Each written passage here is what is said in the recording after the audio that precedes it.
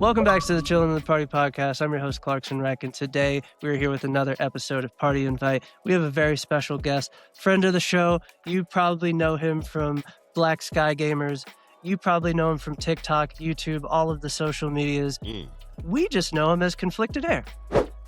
Welcome. Glad to be here. Some people also call me some people also call me the brown bald guy or the Eggman. The brown bald guy? There's a couple of y'all. I embrace it. There's a couple of brown bald guys. You got to be more specific. I'm gonna say I'm the younger brown bald guay. Ah, see? Somebody else with a nickname, finally. What is it? Blurred without fear, brown bald guy with beard. Penumbra, lighter brown bald guy. Lighter, right? Yeah, listen. There's a whew. There's a couple. I'm glad we have a community then. I'm so glad I could not be shameless bald. I game you watch brown bald guy with glasses. That's direct competition.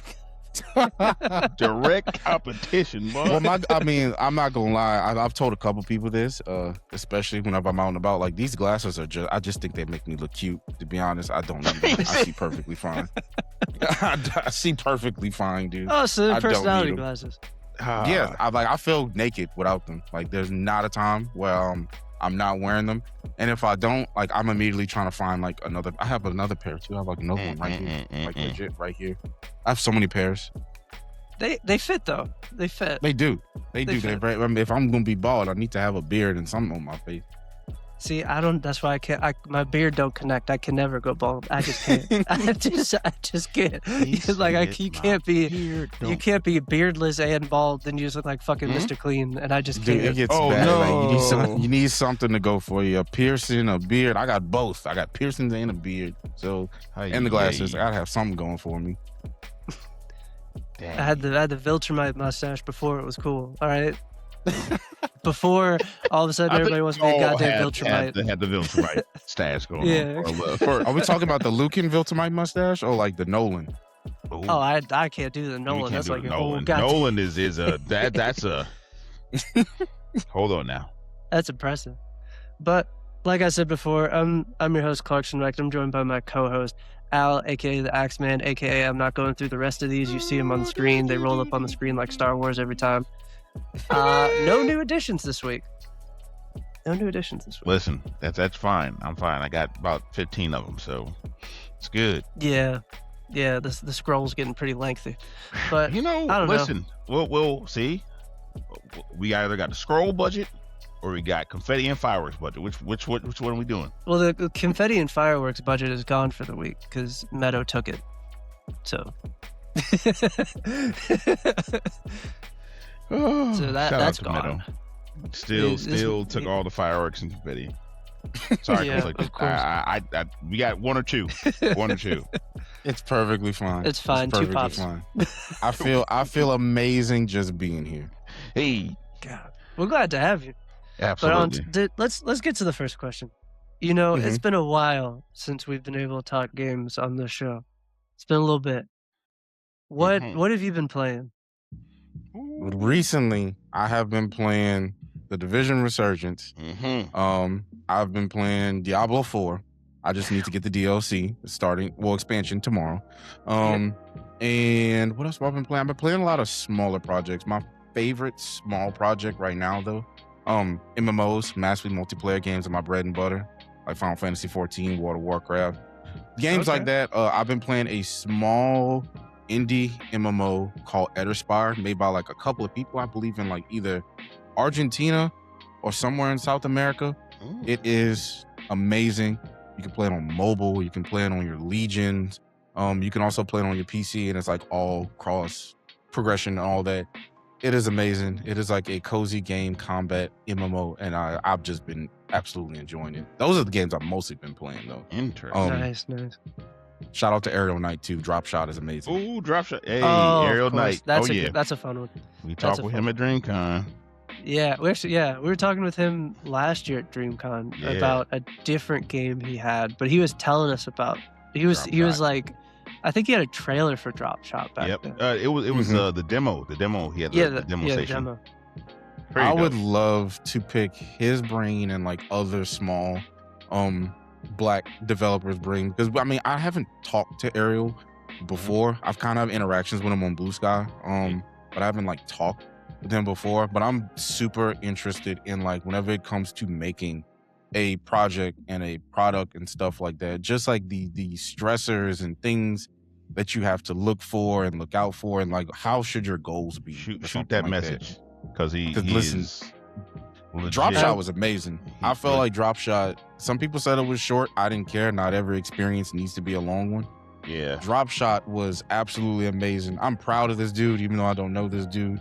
I'm proud that he had one of the best lawyers or best law firms you can consult with Daphne, attorney Daphne. She's amazing too.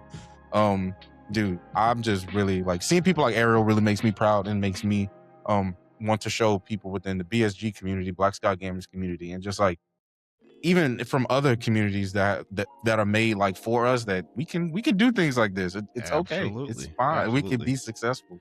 I love 100%. It. I love stuff like that. People like him are like an inspiration for me. Yeah. There's people like him, and there's people like Kuma over at Nerdy Bear Studios.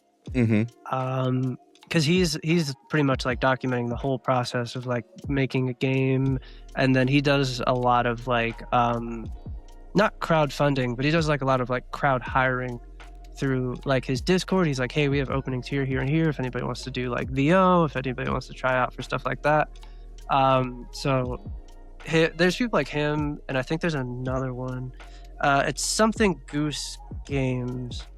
Those are people that I follow on TikTok, and like they just pretty much go through like the process of like making. They talk about like making the games and like pretty much crowdfunding, developing, like shopping around to see if like any other studios want to like pick it up or help fund it. It's a really interesting process. I love it whenever we have creators and people that do that type of thing, because now these days, of course, you know, the power of the wallet and, you know, things like that. I feel with me doing the thing that I do for Black Sky Gamers, being like a bit of a programmer and stuff like that, I kind of can relate to them in ways that I feel like I haven't been able to before. Because now these days it's like you can't make a bad product or a bad game and everybody just comes at you, and nothing that they make is bad, if you ask me.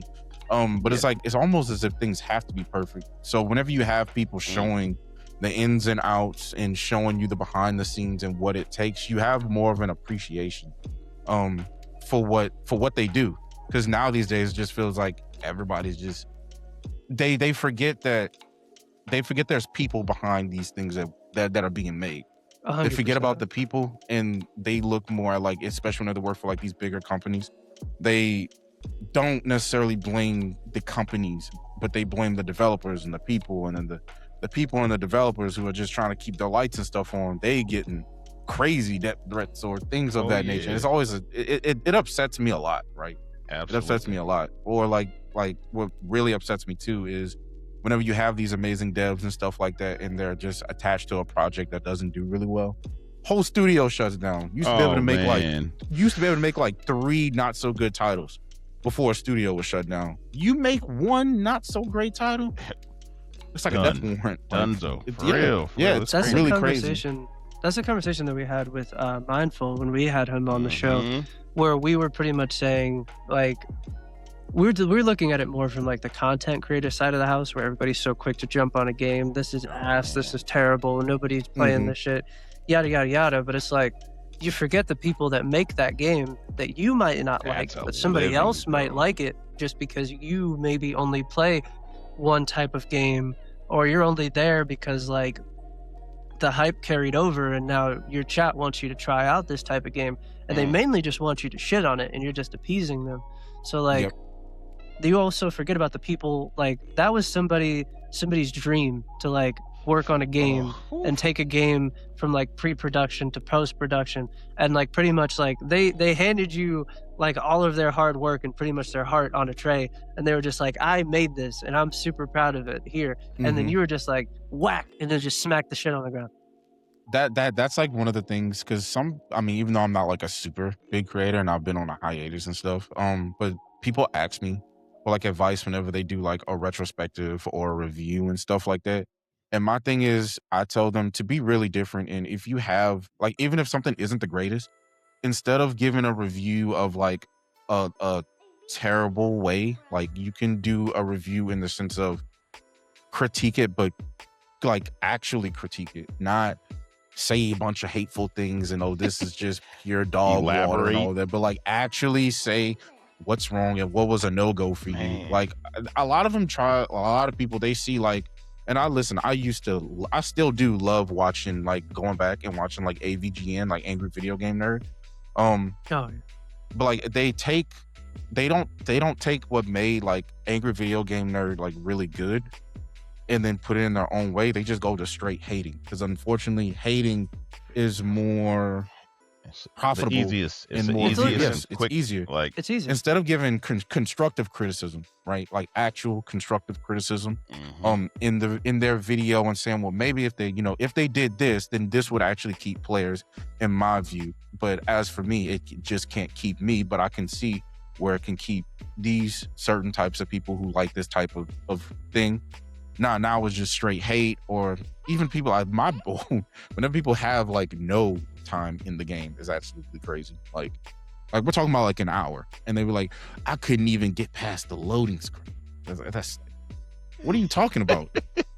You didn't play the game. Got it. You just you bought it for the purpose of hating it and refunding it. Like that's pretty much it. Like you bought it for content. That's what you did. Like it's very disingenuous to me. I really don't. Me personally, I don't like it. Whenever I see those, whenever I just see game reviews that just absolutely just dog walk a game, even if it's terrible, but they don't give anything constructive in the end. Like I don't like it at all. That's the important part. I don't mind a bad review. I do need context. Yes. You can't just say like, this is ass. I need this is ass because. Like yes. I need that keyword because. I need even if it's like a personal bias thing. Like I used to watch a lot of Angry Joe back in the day, and like he would tell you straight up, like, I don't like zombie games. There's too fucking many of them. I don't like them. So when a zombie game comes across my desk, it's not starting at 0. It's starting at like -5. It's got to climb out of fucking hell. And like, you just spoke magic. That's fine. Yes. That's fine. Dude, like you spoke magic, because I've said this for a while, is that like a lot of game reviews and stuff like that, they're missing authenticity, and they're not talking about whenever something is their actual bias. Yep. You can tell whenever it's their bias if you're like a logical person with more than a brain cell. You can see it with Soros's reviews. Yeah. Like 9, 10, 9, 10, 9, 10, IGN 7. It's like, oh, there's some bias here. There's some bias here. It's like, it's crazy. And like when you like listen to the review, or if you like read the actual review that they posted, his big gripe with the game was that he hated the ending. He was like, I probably would have given it an 8 or a 9, but I hated the ending that much. So like, you really hated a small section of the ending that much. It is his opinion, but you hated the small section of the game, which is the end of the game, that much, to where you knocked it down three points. I don't know if I could knock down a game far for a bad ending. Speaking of, I've seen some bad endings. Speaking of the hate, what was this you were saying about Hades? I need to know. I need to know. You want me to go on? I need to know. Okay. I need to know. Okay, the people need to know. Actually, that's really what it is. Let me. You're setting me up for failure. I don't hate Hades. I fucking love Hades 2 right now. Hades 2 is like, that's going to be on my, at the end of the year, that's going to be on my list of my favorite games I've played this year. Because I had to wait for it to come to console because I don't have a PC. So like, I've been on Hades 2 since it dropped on console. I'm really enjoying it. I don't really like roguelikes like that, but this is my exception. It's good. It could be my road into them, but like, this is my exception to the rule right now. I really like Hades 2, but there's 2 issues with it. One of them is me. I'm not good at them. I'm objectively not good at them.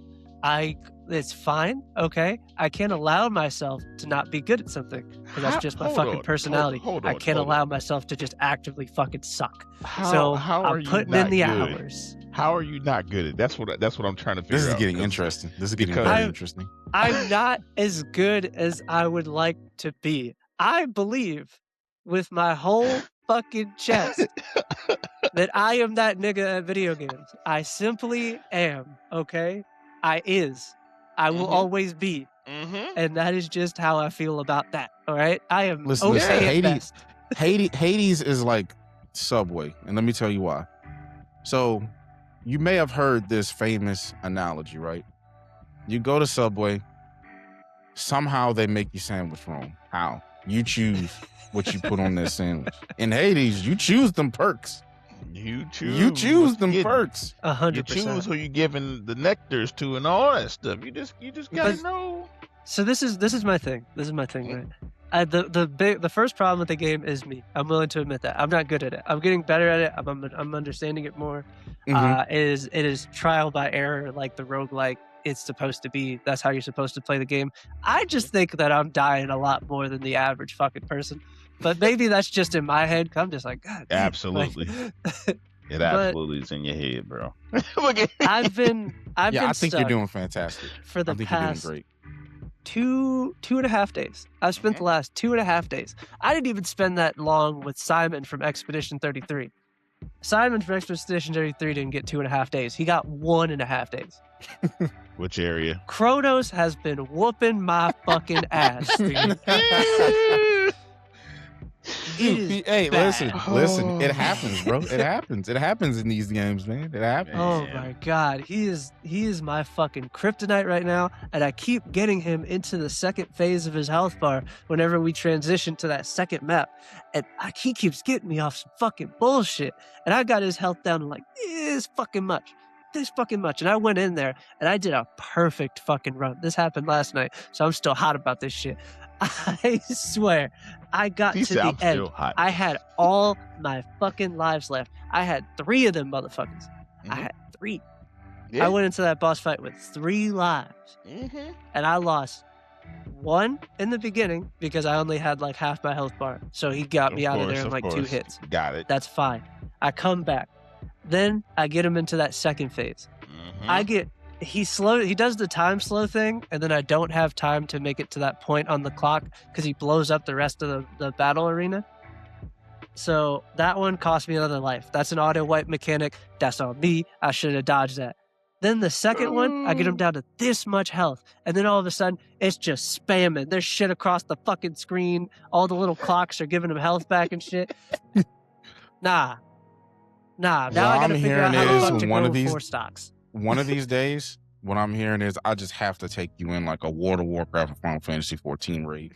I just have to. Oh my God, I have to. A 30-man raid. I gotta see what he does. I just have to like 30-man raid. Oh my 30-man raid. Nah, I gotta see what he does. That's too many people. That boss got too much help. You need 30 people. Here's the thing. As a Destiny veteran, you know, listen. we've been in some encounters where there's a lot of shit going on. And then you did Destiny raids. Oh, you know. I'm full calm collected. I'm good. I'm out here. I'm not out here just killing ads. I'm out here doing mechanics. All right. I can function in high stress environments. Bro, you said a 30-man raid. Yeah, you said a 30-man raid is a lot, bro. In the peak of WoW, there was 50 mans. Good Lord. By the way, I'm not even gonna spoil the Leroy Jenkins moment, but whenever I figured out the Leroy Jenkins moment and I figured out the truth behind it, it made me so mad. Of course. It made me so mad. Of course. If you're a real gamer and you see that happen, you're just like, bruh. But all these people in here to do this one thing. To know the story behind it is crazy. They the had story like behind it made Discord, me even more sad. Like plan, they grinded for all the items. They were like, yeah, this wave's gonna go in first, and then these guys are gonna go do this, and then he was just like, nah, fuck all that. Nah, yep, Mr. Leroy Jenkins. It was all acted. That's what made me mad. I was like, bro, I thought this was a genuine moment in game history. No, it was acted. Yeah, I've been playing Hades 2 and Pragmata, but Pragmata, that's like my relax and lock in. Like, I need to get that. It's so much fun. It satisfies both sides of the brain. Like you get your shooting and you get your puzzle solving, and like a little bit of platforming sprinkled in there. Like it's just such a satisfying game loop. It's like if you took like God of War Ragnarok with like the mechanics with like Atreus and like Kratos, and then you mashed it together with like the shooting of like Resident Evil. And then It looks like such a great game. I need to get it. I need to get it for myself. It's crazy the amount of weirdos it brought out, but I need to get that game for myself. Yeah, we don't acknowledge that. They're not. We just hit the report button and keep it pushing. Definitely, dude. I don't understand that, bro. I really couldn't understand it. I was like, this universally loved game, and where the fuck y'all come from with this weird? Where y'all coming from with this? Yeah, no. I saw it. There's a couple people that tried to pop out with some videos talking about like Pragmata's secretly like dog whistling to like a certain part of the internet, and I was just like, nope, that's enough for me today. That's enough for me today. How have you played this game? This is what you came to. How? It's an endearing story. It's like a found family story, and it's like a story of like a robot that's trying to learn about humanity and a guy that's trying to get home, and this like kind of like mentor / like mentee like father-daughter relationship that they build. And it is truly like such an endearing and like heartwarming story. Even in like the cutscenes and like the optional things, like there's things in the map that you like pick up and you take them back to like the hub area.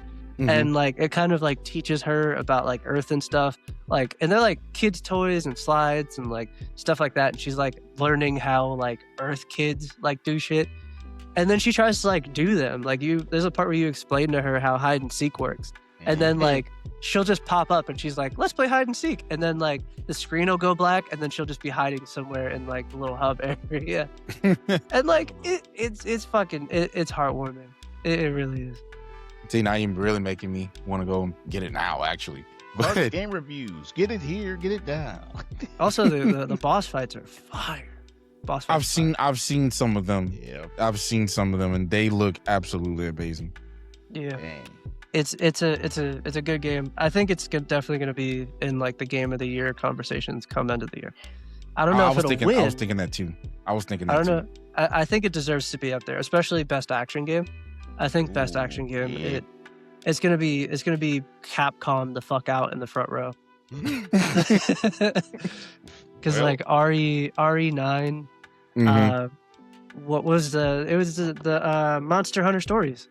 That was also Capcom. Stories. That was also this year. They're 3 for 3 this year at like. They were sitting back to cook, bro. Might be time to they might be time to have that conversation. You know what I'm saying? Capcom might be up there. They might be a trusted studio again. Man. Yeah, but Al, what you been playing, man? You know what I've been grinding out. Yeah, you've been out there gooping or whatever the fuck you Arc Raiders people say. I've been scooping that goop. Oh, nobody knows what that means. What does that mean? Wait, so I have to ask you, since you've still been playing Arc Raiders, right? So I used to heavily play Arc Raiders myself. I did stop. No, I'm gonna tell you why I stopped. Arc Raiders is an amazing game. I do like it. I do like the fact that Embark is actually bringing in voice actors and stuff too. They've been doing that. But I mean, I played the finals too, so I knew AI voice acting was in there. I was there for the gameplay. But so here was my thing. I stopped playing Arc Raiders because I didn't like, and this was a conversation point, I didn't like if I wanted to PvP, how it was just seen as taboo. I absolutely hated it. And then they started getting rid of PvP challenges in game. I was like, no, I'm gonna just wait for Marathon. Now I've been obsessed with Marathon. I love Marathon. Man, have you been? That's so funny. Marathon. I do. I don't have to worry about friendly or not friendly. Everybody want to kill me. Everybody want to kill you. They don't care. I listen.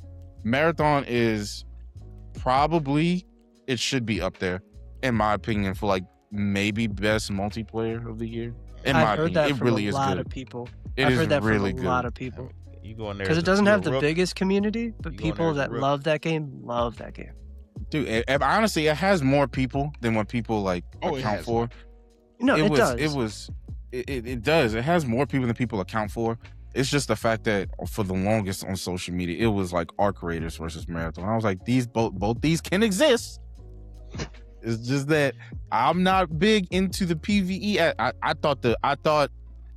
I was like, so if I wanted to play, makes you not big into the PvE versus PvP. so what made me not big into the PvE is because Arc Raiders shines more with this PvP aspect. That's the PvE is fun. It is fun. But the PvP in Arc Raiders was some of the best PvP I've ever experienced. Really? In a shooter, yes. I promise to God, it was some of the best experience I had. But whenever you had a lot of people that want to play the game like Generation Zero, it made it like, because to me, there's like no stakes, right?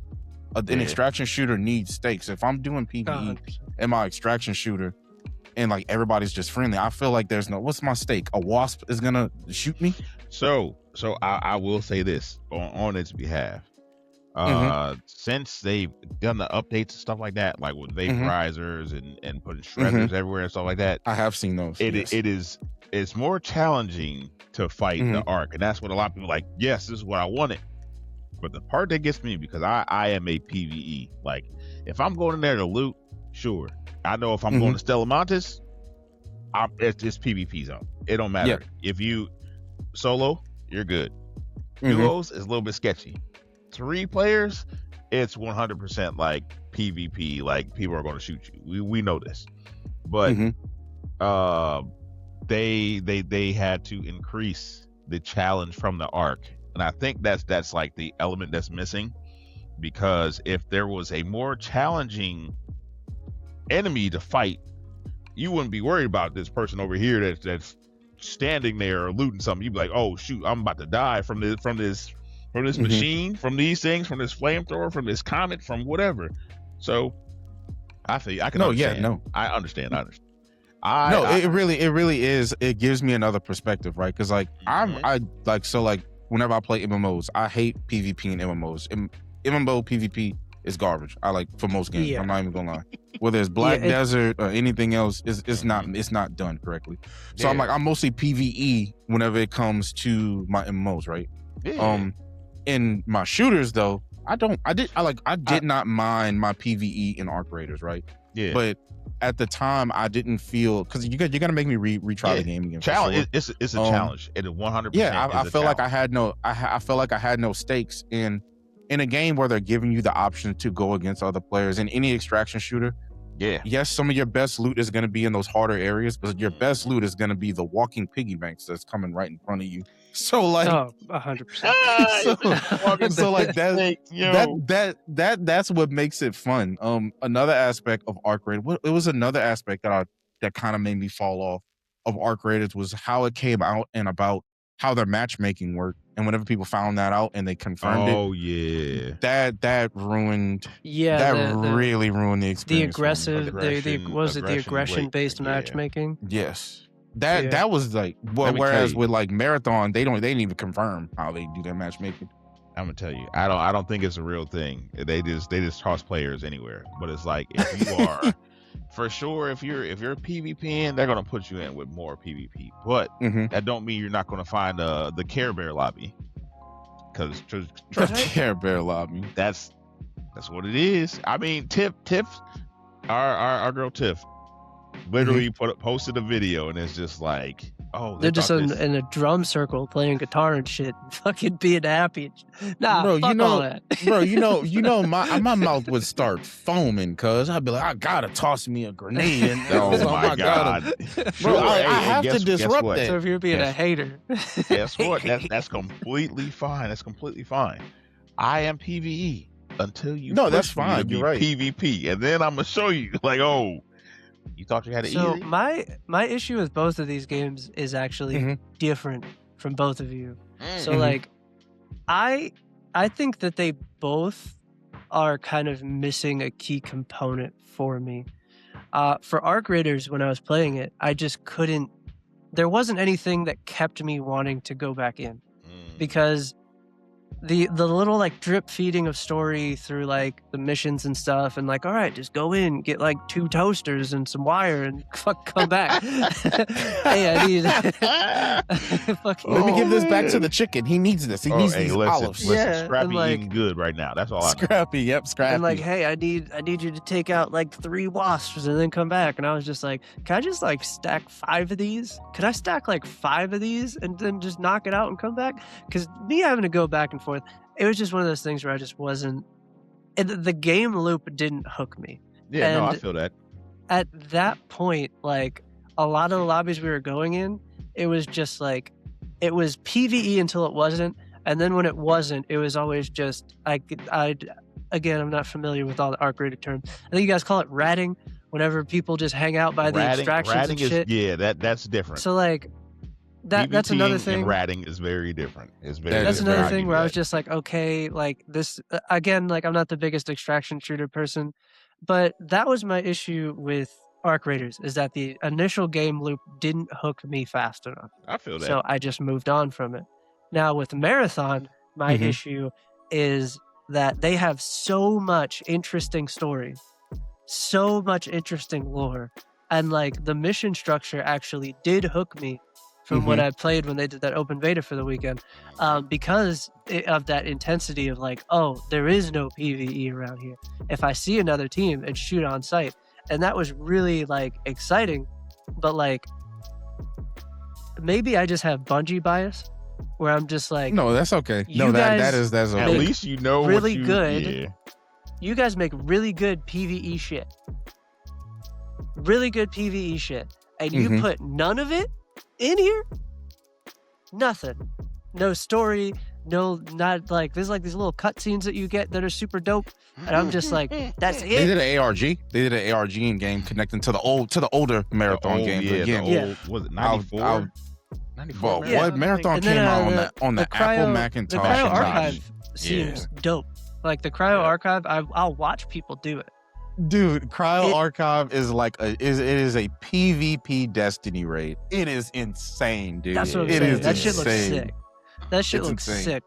But like, I wish that they would just sprinkle in like a little bit like of, like, I don't need them to be like, I don't need Kumbaya circles and fucking Marathon. I don't want that shit. I'm gonna let you know right now, you ain't getting that Marathon no time soon.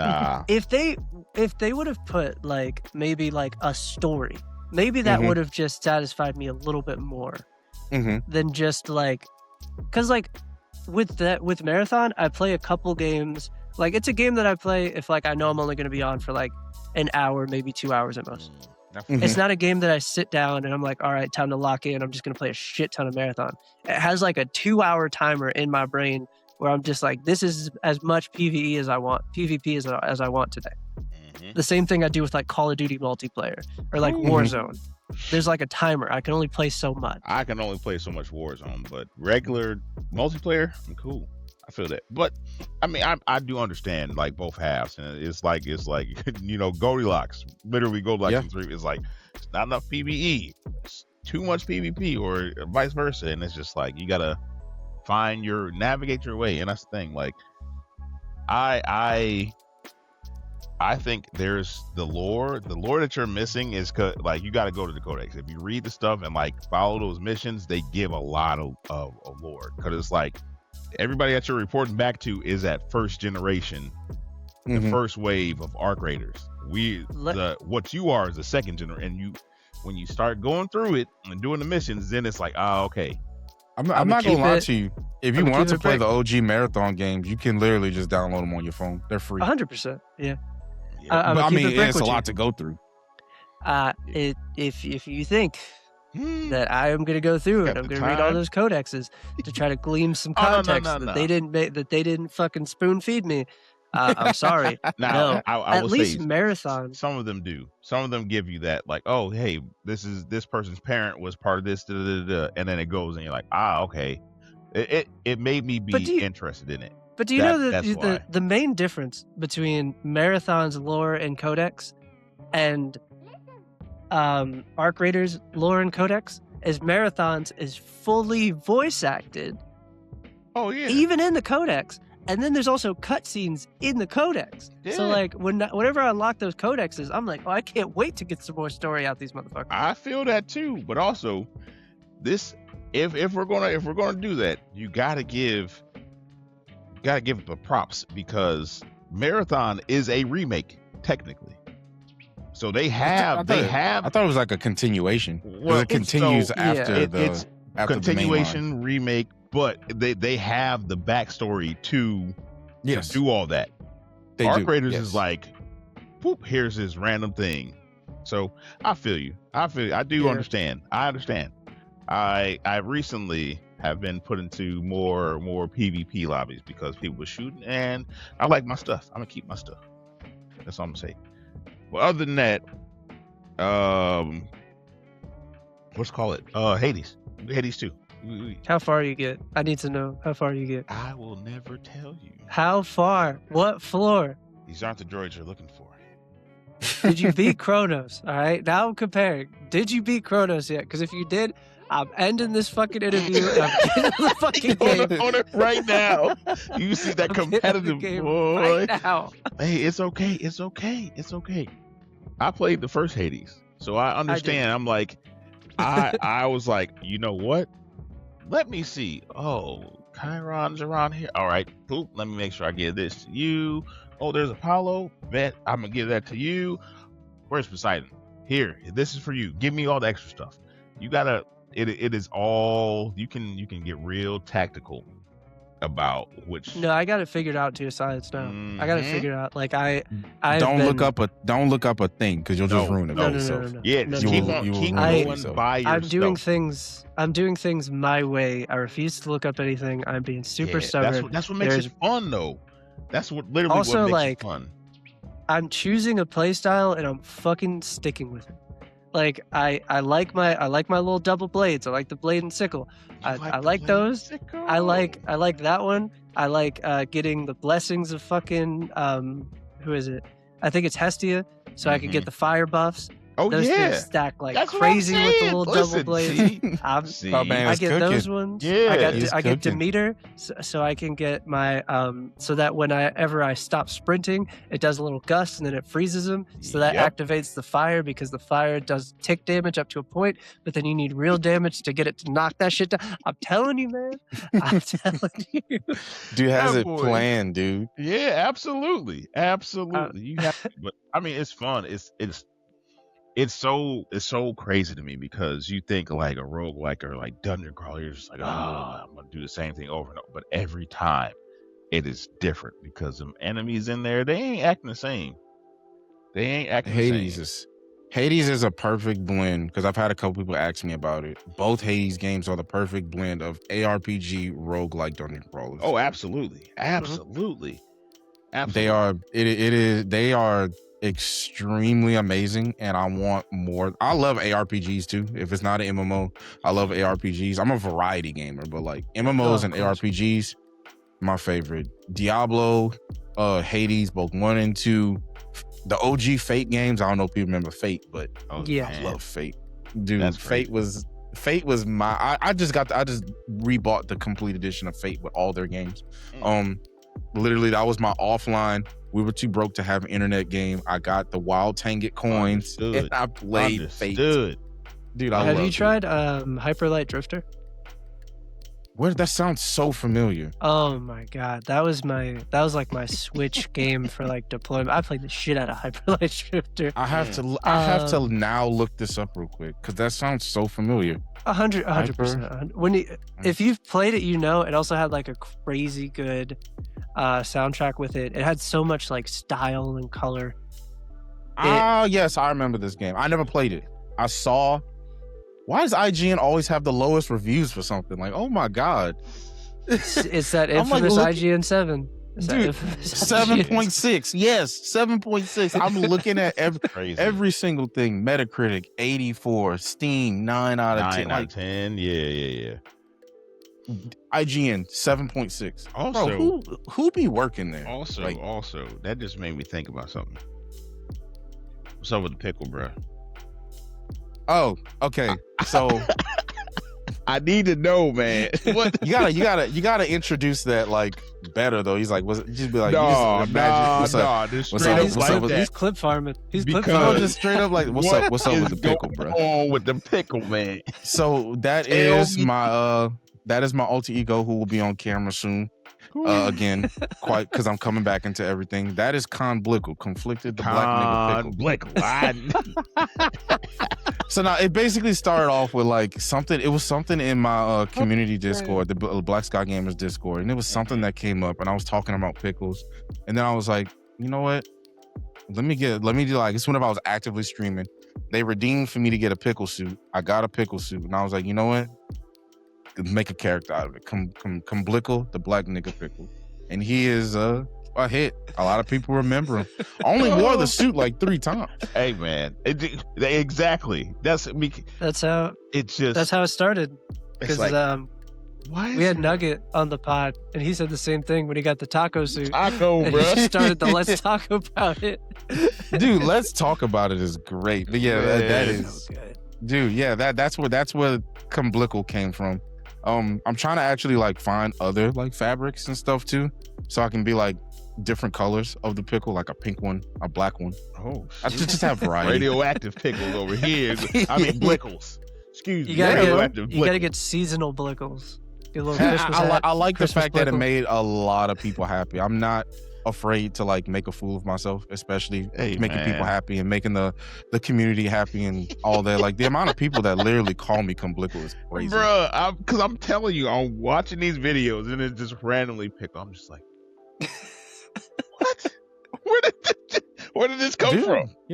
Yeah, dude, like legit. Like it's just something that I just did one day, and like people, like I felt like what I did on Blue Sky was like a really big deal. But people barely would recognize me. Like, of course, they'd be like, yeah, you made Black Sky Gamers. It's like, it's really trending and stuff like that. But then they'd be like, wait, you that nigga in that pics. You that nigga, I'd be like, I knew it was crazy when one of my team members, like one of the Black Sky Gamers team members, she said, oh, my boss knows you. She was like, oh, you're with that pickle guy. I was like, that's what she knows me as? I was like, she was like, yeah, she knows you as that pickle guy. I was like, oh, okay. It's working somehow. It's better than not being known. I was the bad anime takes guy for a little bit, and then before that, I was there's a short stint where it was just Crash Out Clark, Crash Out because they Clark. would just get me wound up about some shit, and one like, half of the Crash Super Crash Bros. Out Clark. yeah, because they call it a crash out. I call it being passionate about the things I enjoy. The wording is different, right? The A wording crash makes out. everything different. Because I like even when I'm being the least reasonable, I'm still pretty fucking reasonable. So I'm crashing out, but I'm also making a really solid point He at said the this same is time. valid. It just doesn't This is a sound valid like that. statement. I'm just crashing out on top of the validity. I would like to Nah. hear one of these anime takes. I would love to hear this. Oof. Just People- one. The give one me that- your famous one. Your famous. You have one very famous one, and I keep on telling you. Oh god, there's the one that people tell me about the most, which is my Tokyo Revengers take, Oh, which mhm. people I agree don't with you. disagree with. It's just nobody wants to say the quiet part out loud, I say it. which is that the main character from Tokyo Revengers is a bitch, and he will continue to be a bitch. He was always a bitch. Always. He will never not be a bitch. He never learns a lesson. He will never grow as a character. He's not meant to. The whole story is circled around him continuously fucking up, never learning a lesson, never growing. And I don't understand how that show got like 4 seasons. Wait, did you make a video about that? I did. That's where I recognize you from. Ultimately, that's where it was from. I mean, I agree with you, but I mean, I feel like the manga is just way better. Yeah. The manga was better. It's Let a me tell you. flawed story, and I get the wanting to tell a different version of the hero's journey story, because Mhm.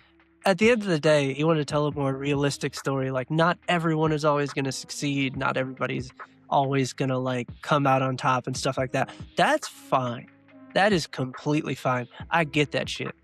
What I don't like is the lack of growth. Yes. If experience you're not growing, drives growth. get You've off had my this TV. experience. At one point, this man watched his friend die because of his lack of inaction.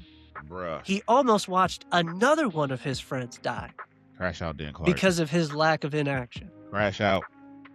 How many times are they just going to keep letting you hang around with the fucking gangbangers and realize you don't fucking bang? Like, wait a minute. Shit don't He make ain't no done you ain't- fucking This whole sense. He's like, you time. ain't really out there. You ain't really about them. You ain't Don't really about take that him life. on the mission. You brought him on the last one. He You ain't brought meant to him be on in a the mission car. to get He's kicked. Ricky.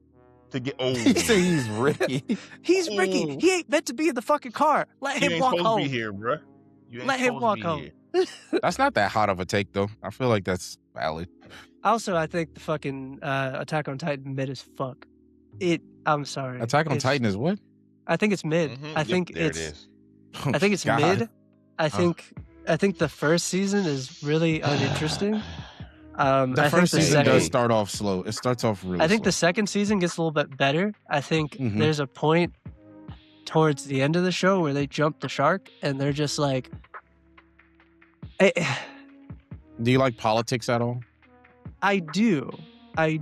So you don't like politics. Attack on Titan? At Man, the listen, first, don't Attack even. on Titan is like Don't- pure politics. Don't with do it. action. So there's a video from FD Signifier Mhm. where he explains how because I just didn't have words to put it until I watched that FD Signifier video where he was talking about why the main character of Attack on Titan is such a flawed character, and he's supposed to be flawed on purpose. It's just Yes. it's leaning too far into this edgelord fantasy to the point where it's getting a little bit ridiculous. And that is ultimately where I landed with Attack on Titan. But again, am I going to say that it's bad? No. To me, it just wasn't something that I wanted to go back to. I mean, to me, that's reasonable because I Yeah. mean, it's not. You're not saying, "Nah, this is just dog." You're giving reasons, you know. What No, I'm saying? I That's how can't- we I'm said I'm gonna earlier. say You're giving reasons. Aaron Yeager wasn't wrong. Aaron, so He was wrong enough to die. He was wrong. So whenever we have this conversation, because if we're gonna go there, let's go there. How many times are we gonna justify Aaron Yeager's crash outs before we realize that maybe it is his fucking fault? That's genocide. Did anybody happen to watch this this set of movies called Avengers? That is not the same as Avengers. Yeah. No way. No way. Hold no. on. Hold- No way. No Nah, way. nah, No you're gonna have way. to. Nah, you're gonna have to build this bridge. No, Are you gonna try to do no. the whole half of the galaxy, half the universe has to be taken away? Nah, He nah, wanted to but- destroy everyone, not half. He wanted no, everything. but, gone. Go ahead and build the bridge you're building. Oh Go man. ahead. Build Go ahead. the bridge you're Oh building. man. So if Aaron could see into the future and he was like, this is the only way this is gonna work. This is the only way this is gonna work. And only a certain amount of people are gonna survive this. But guess what? They're gonna be the people that actually make, things progress and whatnot. What you don't want that? You don't want the progress to be had for people to come together because hey, there's this crazy threat that's taking out everybody. We have to forget our differences and join and survive. We don't want to join and survive. We don't want people to realize oh, you know what, maybe we're not so different. You're from this area, you're from this area, whatever. That thing is coming to get us, help us take it out. We're going to take it out and figure it out. So it's the thing where it's the worst person made a good point one time. That's his whole So, thing. He that's- saw into the future. That's What? the whole... Okay, so we're That was so do we beautifully said. ignore? The worst person you know said a good thing, made a good point one time. His Like- one point was, hey, y'all not going to come together unless all this bad stuff happens. He was Okay, willing but to on be the other that fall side- guy. But on the other side of the coin, right?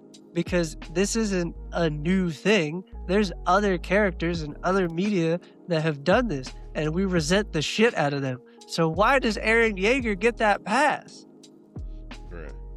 Why did Thanos not get that? If you want to build that bridge, why didn't we all believed that even with Thanos snapping away half the universe, that shit didn't do nothing for him. No. It didn't bring his fucking family back. It didn't bring his people back. It didn't make his planet better. It didn't make the universe better. It didn't do shit for nobody. It was a flawed plan from the beginning from a flawed fucking individual. And are we just gonna forget about the fact that Eren Yeager just did all types of atrocities leading up to this? Including but not limited to manipulating and killing his fucking parents? Are we just gonna die? How did he get there in the first place? He said, "How did he get there?" Who set that? Who set that up? Who was in the basement? Who worked in the basement at his house? Okay. I'm just. Who worked in the basement at his house? His dad. See, the FBI agent trying to stop you right now. Yeah, I know. Because they don't want me to tell my truth. I'm speaking. No, I mean, listen. I don't think there would have been any other way for that to happen, because there was such animosity. There was such animosity. It's multiple sides. When is it ever appropriate for an individual to make a decision for an entire race of people? Oh, entire civilization. For an entire civilization. For all people? When is it appropriate? Except for maybe one case if we're counting Jesus. For one person. Listen, I was about to say. Listen, because he said except for, you lucky. You lucky. Because Jesus had help, by the way, so he didn't make that decision on his own. So. Wait, he had help? Yeah. Like Yeager is? Oh my God. Oh my God. We're comparing Eren Yeager to Jesus. The apostles, bro. Bro, can you imagine what comments would be like if we made a clip out of that? It'd be like, Eren Yeager to Jesus? This is insane. These weebs just don't understand anything about life. When? Oh, man. Eren Yeager's edgelord Jesus. Hey, look. Hey, Aaron, please make that a clip. That has to be a clip right there. That right there. Photoshop a picture of Eren Yeager on a fucking cross. Oh my God. All right, now. Listen, see, if you said Eren Yeager being edgelord Jesus, I just feel like all the Shadow the Hedgehog fans would be like, wait a minute. Oh my God. Oh my God, you just made Are it we so forgetting much about Shadow? Oh my God. See? Oh my God. See? You're welcome. Oh This is content, my friends. This is content. Tell me I'm wrong in the comments if I'm wrong. And explain yourself. I'll come there. I will be in the comments. Just let me know. Let me know. He'll meet you there. I will. I stopped arguing with you niggas in the comments a long time ago. Hey, well, technically, please, come on. But that man saw into the future. That man saw into the future. He saw into the future. Mm-hmm. That's all I'm going to say. It's fine. Listen, he knew he was going to get got. He just had to get his before he got. It's like, all this is going to happen. And I'm going to get got. I'll make sure y'all cool. Y'all group right there. Maybe some of y'all from over there, some of y'all from over there. Just come together. We got it. Also, Blade is tearing up whatever toy it is behind me. That is absolutely insane. I'm like, who is knocking? Okay, so you've heard ours. We've heard mine specifically. Oh, wait. You still got one. You still got one. Which one are you talking about? Them long titles, bruh. Oh yeah. That's just that's a hill I'm willing to fucking die on. I don't believe that your anime title should have a fucking paragraph long title. I think it's completely unnecessary for you to put a haiku in the fucking anime title. Sometimes it adds context to what you're watching. Like, how heavy are the dumbbells that you lift? Woo! No. Here's the thing, right? You can't do that and want me to take it seriously when we have people like Quan Mills out here creating his own isekai titles. And if you haven't seen Quan Mills' isekai titles... Quan Mills Generative AI. Go Books. Though his isekai title, what he said, I died and reincarnated as a power bottom pastor. Some Yeah, no, crazy. I'm not watching that one. I I'm not As watching a that one. power bottom pastor. I was like, He said, no, it was, I died choking on a Popeye's biscuit and reincarnated as a power bottom pastor. Pastor, What a bro. BBL. That's the company you want to keep? bro, like I'm not how watching how that. do you come up with that I'm shit, not bro? Like how? AI came up with that. There's That's- another one where he was like, I think he was like, I slipped and fell at a Diddy party and woke up a DL ICE agent. Like, Yes, yes, bro. I remember that, bro. I saw that on TikTok. Oh my god. even Man, Bro sells his listen. books on TikTok, bro. He sells his books on TikTok. it's What a so craziness, man. it's- what a you know what? craziness. I respect the ridiculousness of it. I really do. Cause like he's also such a non-serious person that is meant to be taken non-seriously. So That like you I can't know help but people laugh. who have his books. I know There's that. people who literally have his books. Somebody got the this hoe got roaches in Shame. her crib. Yeah. first of all, And it was like another one. First it was of like all, a whole different that one right there, that's real. That one is real. Yep. That one is real. I will not. Like real being about you think he experienced that? Oh, listen. That one hit close to home. He has Oh an my God. autobiography. That one hit close to home. I ain't gonna. I don't think I mention- would believe his autobiography. I'm not gonna. I don't I think I think would that- believe anything Well, in that it has autobiography. autobiography in the title. I think the title of it is I think it was My Baby Mom is a Real Loser, autobiography. He has kids? I don't know. Who I don't procreated with know. him? Hmm? I don't know. Who did that? Who did that? Dude, that's like crazy. Mm-mm-mm. Look, Quan man. Mills, bro. It's the universe Oh, no. needs him for balance purposes. We gotta balance the fucking scales, man. We gotta balance I would rather the have the Yeah. Avatar right now. Oh. Oh my Oh god. my god. Yep. My baby mama is a loser. An autobiography. You can't help but to laugh at it. I wouldn't Oh, believe a man. single piece in there. I wouldn't believe anything in there. I I swear don't think to it's God. meant to be. I don't think it's No. meant to be. Listen, I just saw some of the other titles, and I That hoe oh, next door. God. Wait, no, that old The hoe next door. old thought next door. The Bro, that cover art is crazy for that one. I Oh remember that my one. Nah. See, there's a whole nother. It looks like a Tyler Perry cover. It looks like the old Tyler Perry like fucking bootleg DVD cover. Whenever the stage plays. Yeah, the stage play covers. That's Mhm. what it looks like. Brother, brother.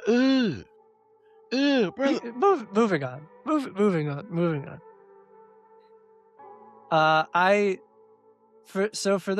For those people that don't know, this is just gonna be a hard cut transition. There ain't no segue here.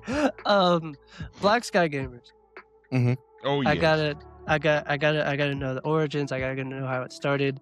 So- I'm a big origin story guy.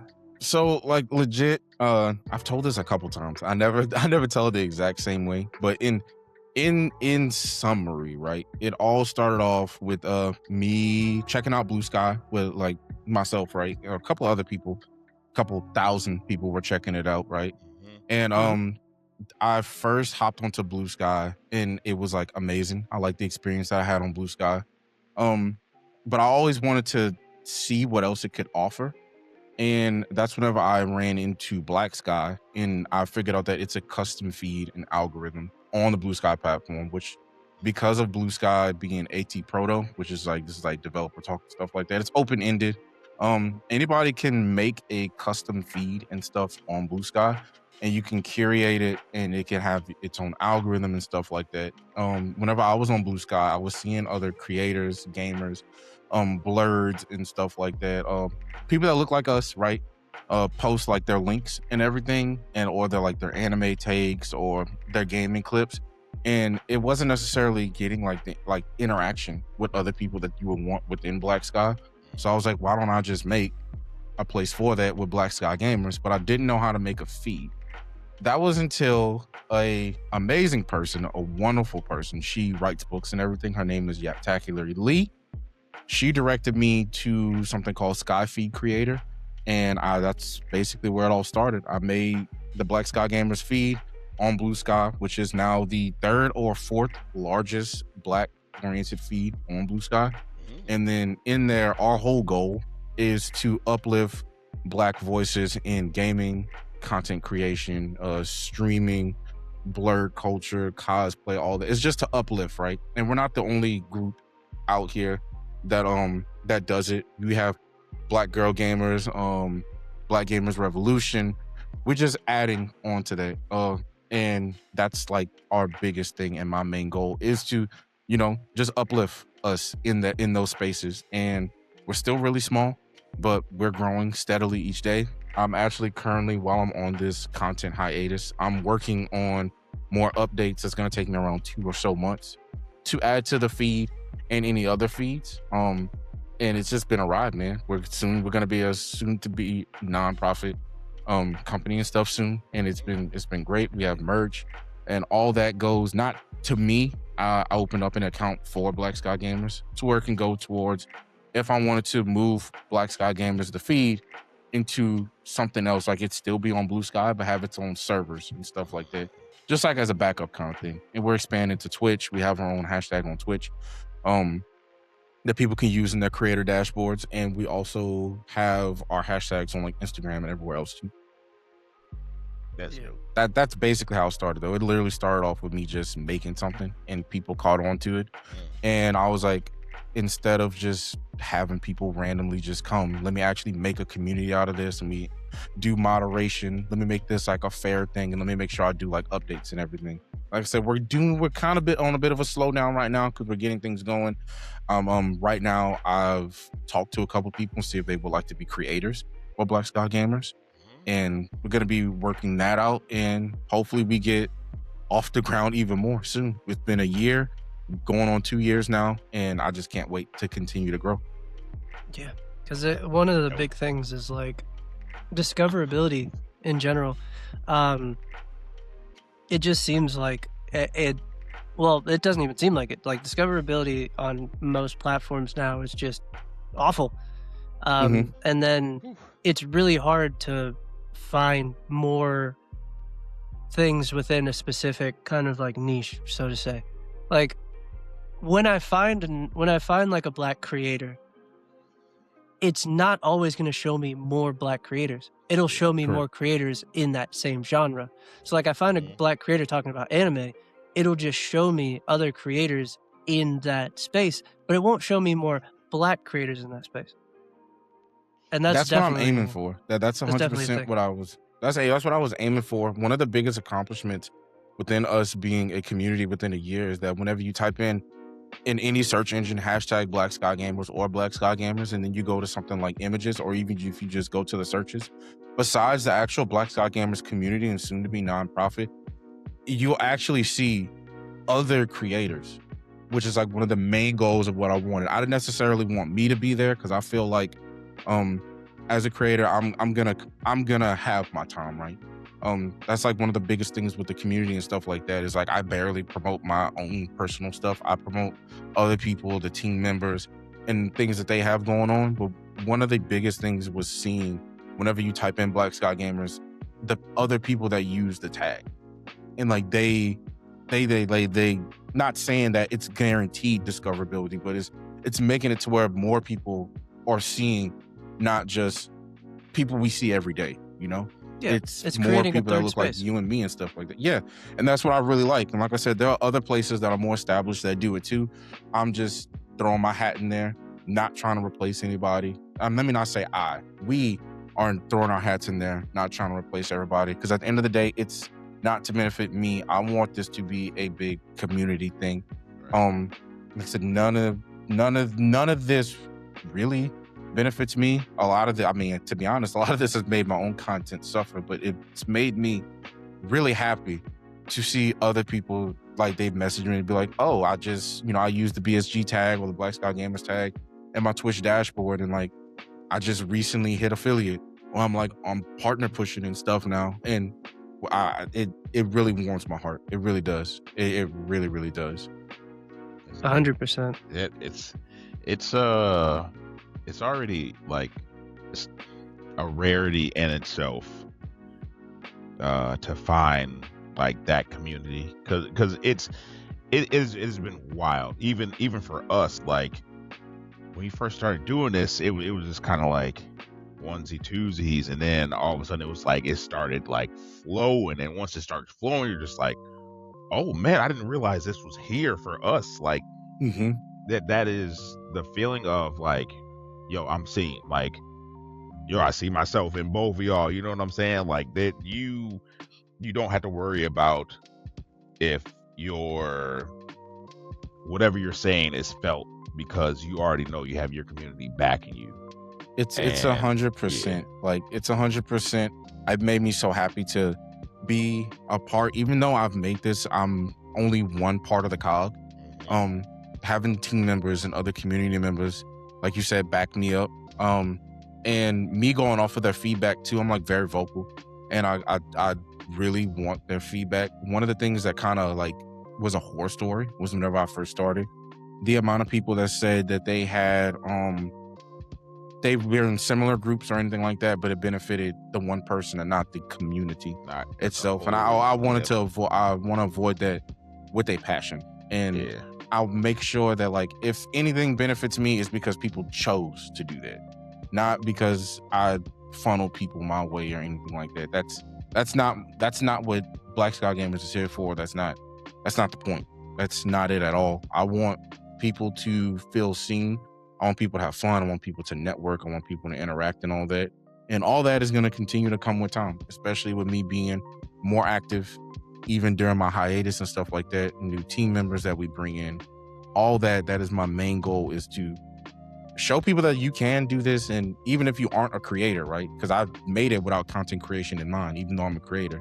Even though you are or aren't a creator, you have a tribe of people that you can have these conversations with, game with, and just overall have fun with. So what does the future of Black Sky Gamers look like? Are there any like plans of like expanding into other like media, or like maybe? What I'm trying to do now is, like I said, I'm getting more content creators on, for the sake of not to necessarily push out content, but we need to get ourselves out there. And without content creation, you really can't get yourself out there. We need to have more faces, because right now people know Conflicted or Conflictedairr, but Black Sky Gamers is more than just some bald brown guy with glasses, right? You have various different women, backgrounds, genders, identities and stuff like that. I want all that representation within the Black community to be displayed in Black Sky Gamers. So it's getting more representation, getting a little bit more active on our own socials. And another big thing would be for me finally going through with the nonprofit process, and having that, because I mean, even though this is like a open-ended community and stuff like that, is making sure that we protect ourselves legally too, because you'll have bad actors. 100%. So that's like the biggest thing on my agenda.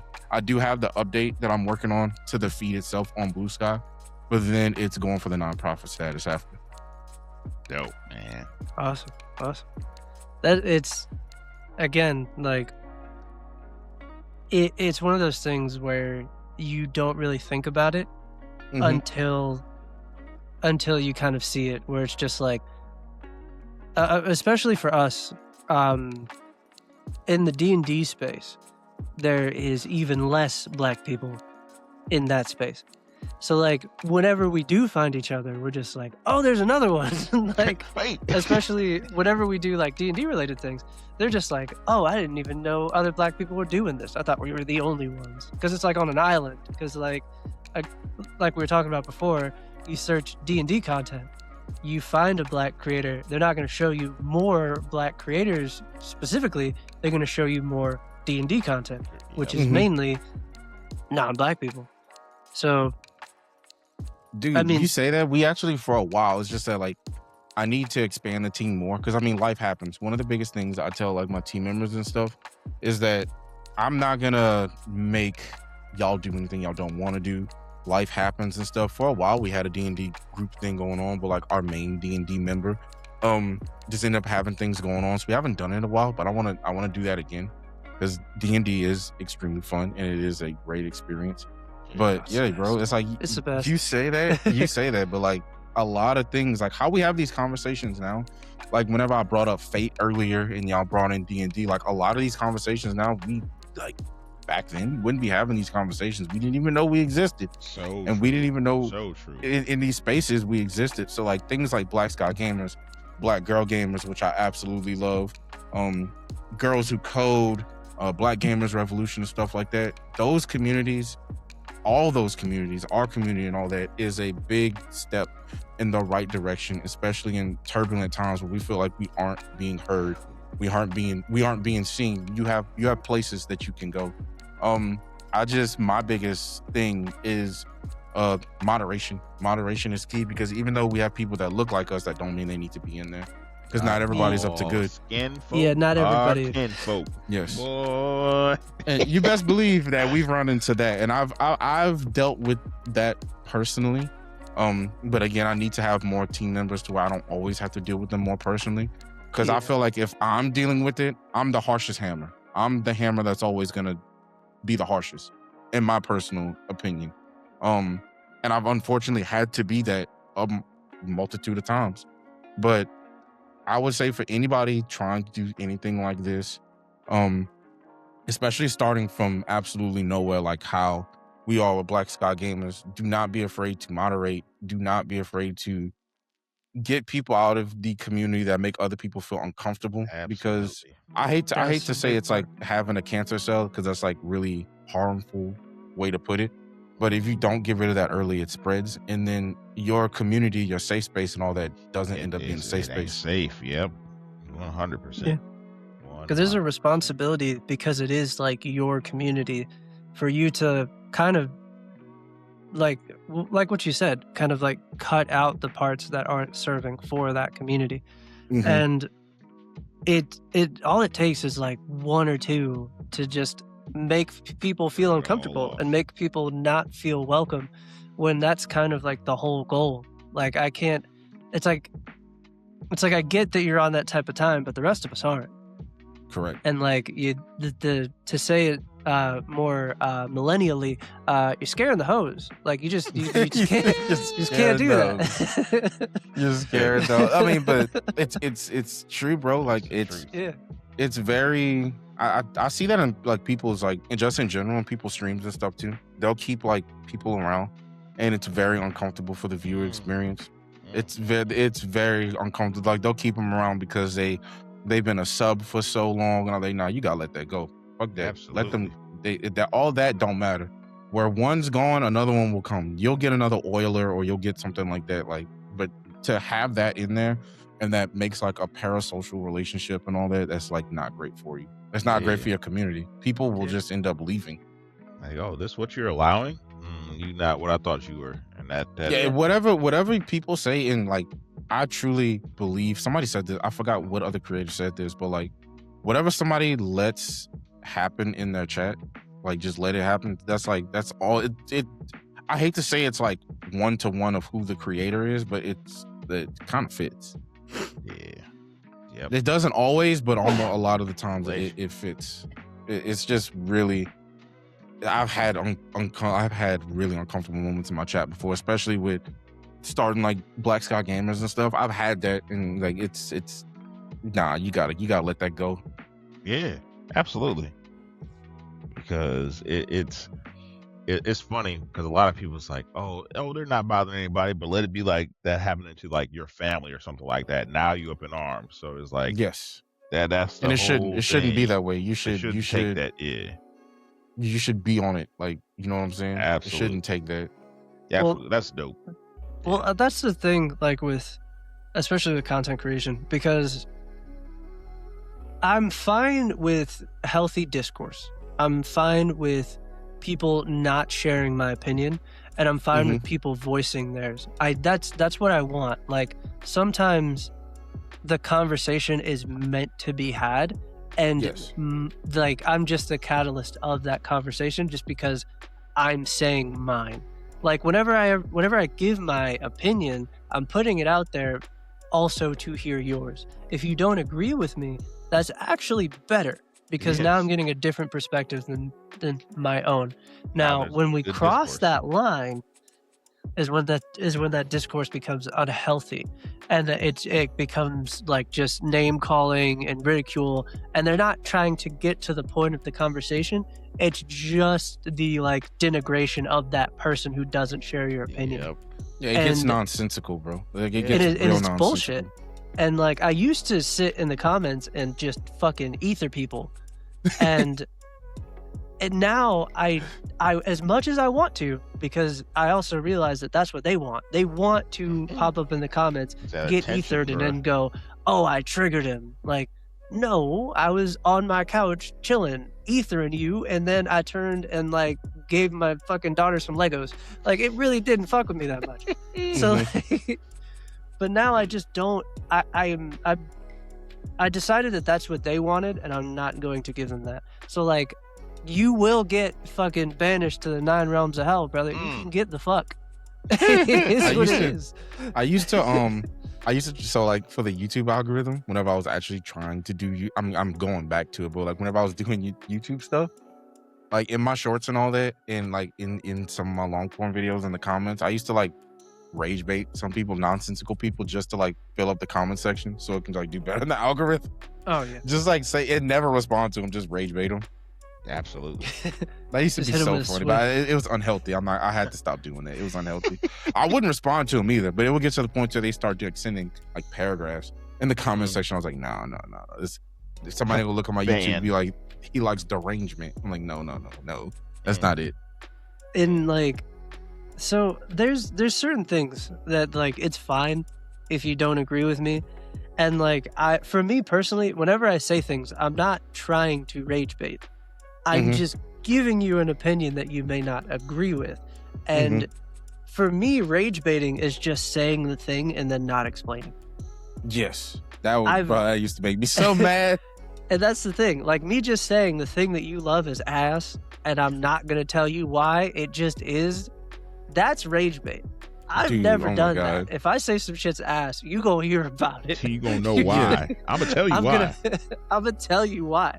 And if you Dude, want to that's hop what- in the comments and write me a dissertation about why it's not, feel free. Dude, that's what I feel about some of these game reviews. Like, or whenever some of these people make game reviews, they just say like, they'll either regurgitate things that other people who didn't play the game said, and then they just post it, or they just straight up say, I don't like it, and just they like don't explain it. I'm like, bro, like, but why? Like, what is your reasoning? But like, I hate them whenever they regurgitate the same thing though. There's like, you didn't. That's not your own opinion. You just saw somebody put that there. It's fine to have those conversations and just say, oh, it's just not a me thing. I just have no interest in it. But like, that's fine. I will take that answer over nothing. But you don't get a 20-minute video that you can put ads on if you just say, oh, it's not a me thing. No, I must shit on it. Yeah. Not me, but like that's the thinking behind it, is like, fucking bills got to get paid. I'm gonna shit on this. It's easier than me playing it and forming an opinion. I'm going to shit on it now. And I feel like the most perfect game could come out and you would still have people be like, this is just outrageous. I can't play this. Why?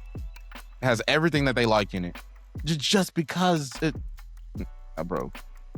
I feel like it would always. There's a lot of people, and you know what?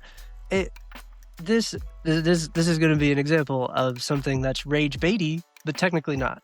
There's a lot of people that really, really, really like GTA 5 Online, and it's one of those things where I'm just like, nigga, have you tried playing Sims?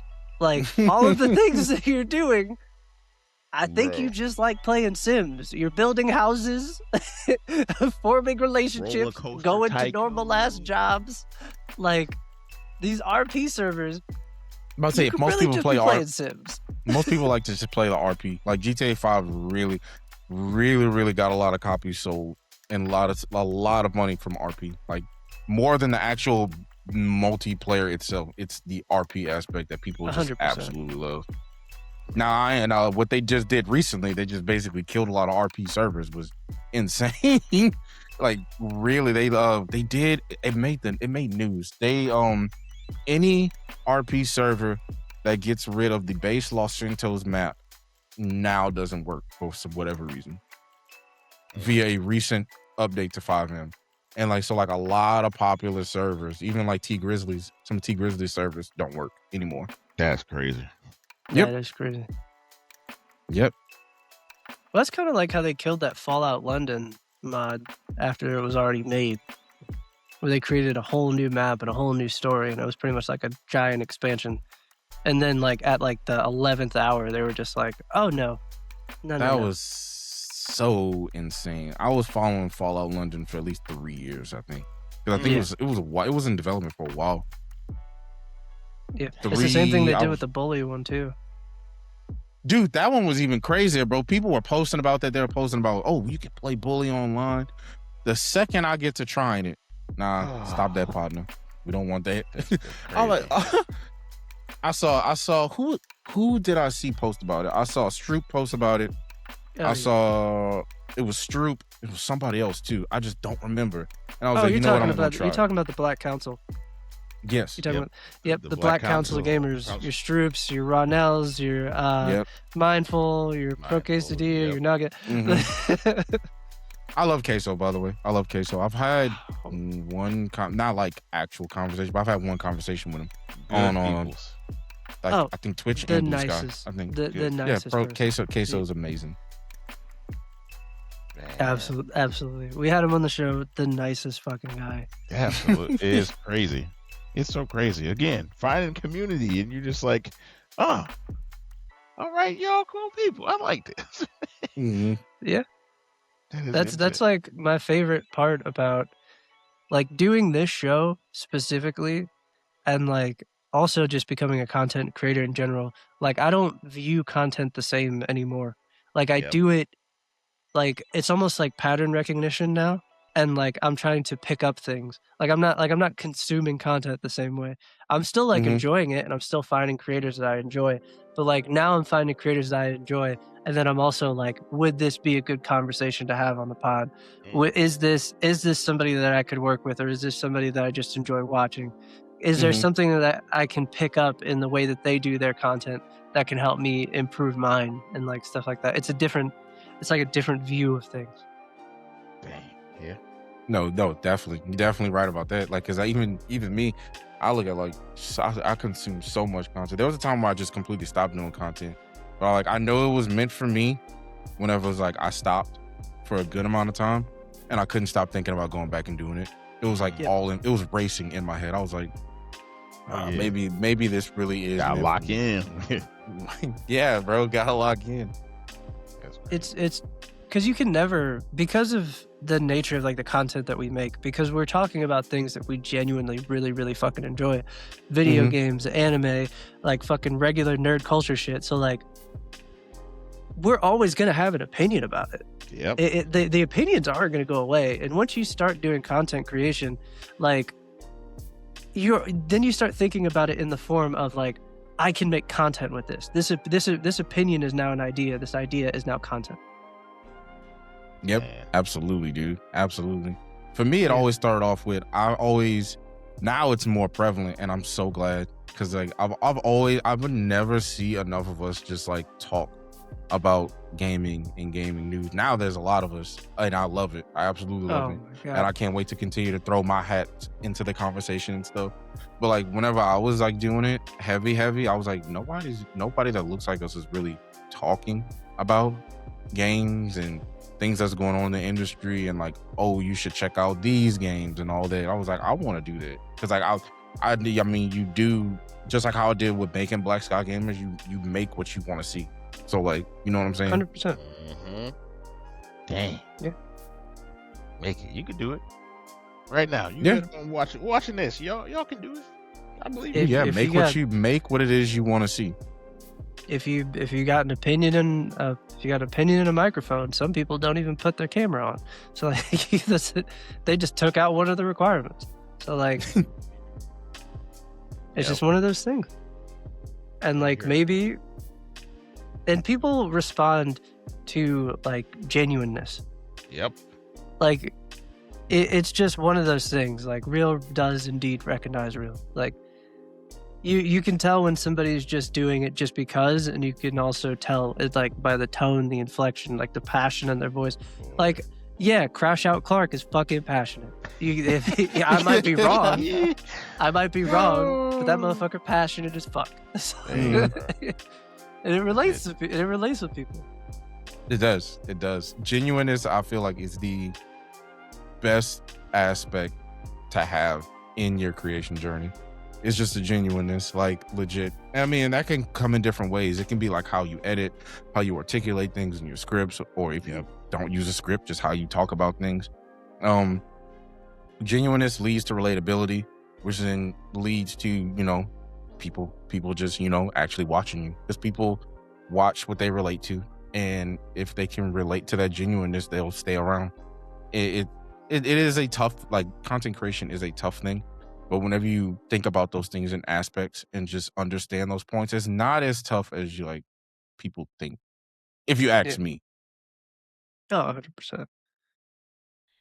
Putting your 100%. opinion out there.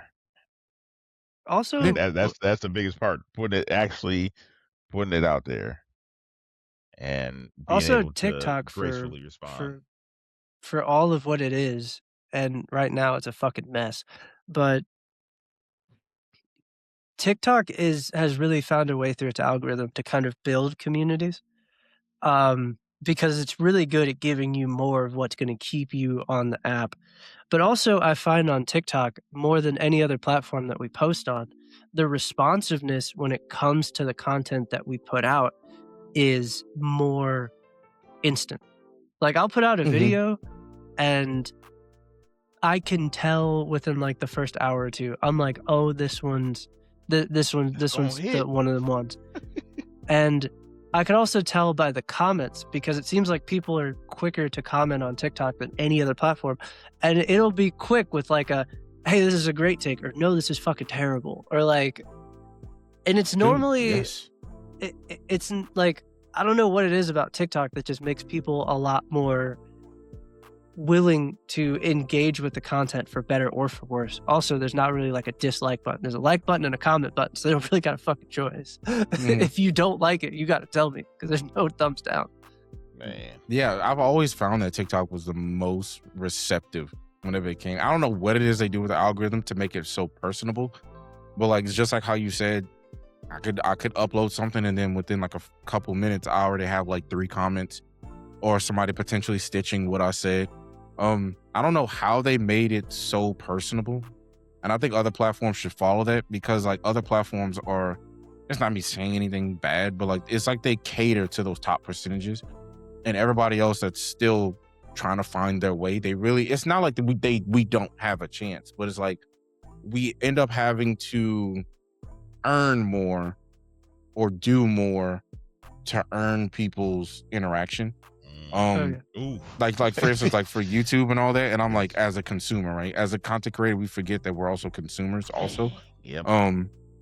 Like for YouTube, right? I would see videos that I absolutely like, but I don't know the creator. I would like not sub to them until like 3 videos, right? Whereas on TikTok, I see like a creator's video and all of a sudden like I like it and I'm automatically following. I don't know what makes me do that from platform to platform, but it's just a strange thing. TikTok just has that personability factor. Like, I think I have an answer for that, actually. Yeah, let's hear it. I think it's a difference in the feed.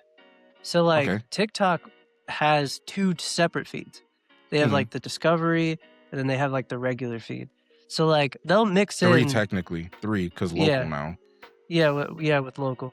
But like when it comes to TikTok, like even if I do follow you, the way the algorithm with TikTok is set up, unless you're talking about something that I'm actively consuming, even if I follow you, I may not see your shit for a while. Mm-hmm. I may not see your shit for a while. So like, it doesn't, I don't want to say it doesn't mean as much, but it's like if I get tired of seeing you, then the algorithm will take you away from me. Mm-hmm. If I swipe away from too many of your videos, it won't unfollow you, and I don't really have to unfollow you. So if you make a video I like and then I keep watching them, it'll bring you back. But like, their algorithm will take you out and then bring you back. Like, hey, this person's talking about this. You want to like, are you re-interested in them again? Nope. All right, we'll shelve them for now.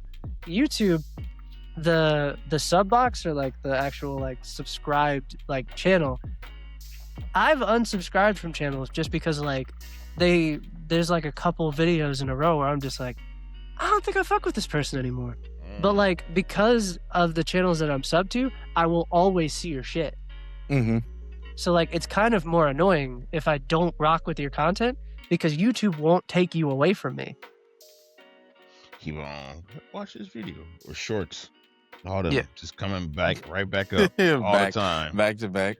Like God, Yeah. I feel like YouTube has done better in their discovery lately. They've been doing some crazy good things on their end when it comes to discovery. Like, I mean, like, I had one random video do like 10K. It was a short. You know, I felt like that was like strangely awkward because I wasn't doing anything I would randomly not do. Wasn't anything new. And even like, so one of my friends actually, he is a friend. One of my friends, he posted a video on YouTube about like lesser known consoles within like, and he doesn't have a big YouTube channel. Within like 2 days, like 6.8K for a small channel. Really great. Like, I'm talking about like 189 subscribers, 6.8K. I was like, man, the video's doing great, man. I was like, it's like you doing your thing, man. He was like, it's yeah. tapping into like YouTube will let you tap into a niche, but like the algorithm is so hit or miss. Like when I made the GTA video where it was like literally just like a 30-second video where I was just like, oh, gamers are pissed off because the next GTA kind of looks like the previous one, but with a little bit better. I saw that one. And like, that was the most low effort kind of just like, oh, this is something to talk about.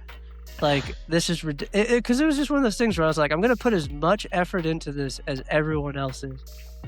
And then that's like one of the most popular videos on YouTube and on fucking TikTok. I'm just like, I've put so much more heart into other shit, and then this is the one. Dude, yes. Doesn't that upset you whenever you just make something that normally you wouldn't not put that amount of effort into, but you're just like, you know, I'm gonna just make it whatever, and then all of a sudden it takes off with something you spent hours editing on or something like that. No reception. I'm like, dude, that's happened so many times to me before. I understand the frustration with that. Yeah, because I'm just like, it's one of those things where sometimes it's the algorithm, because like the people that do follow us, there's like reoccurring people that I see in that like likes category and in the comments category.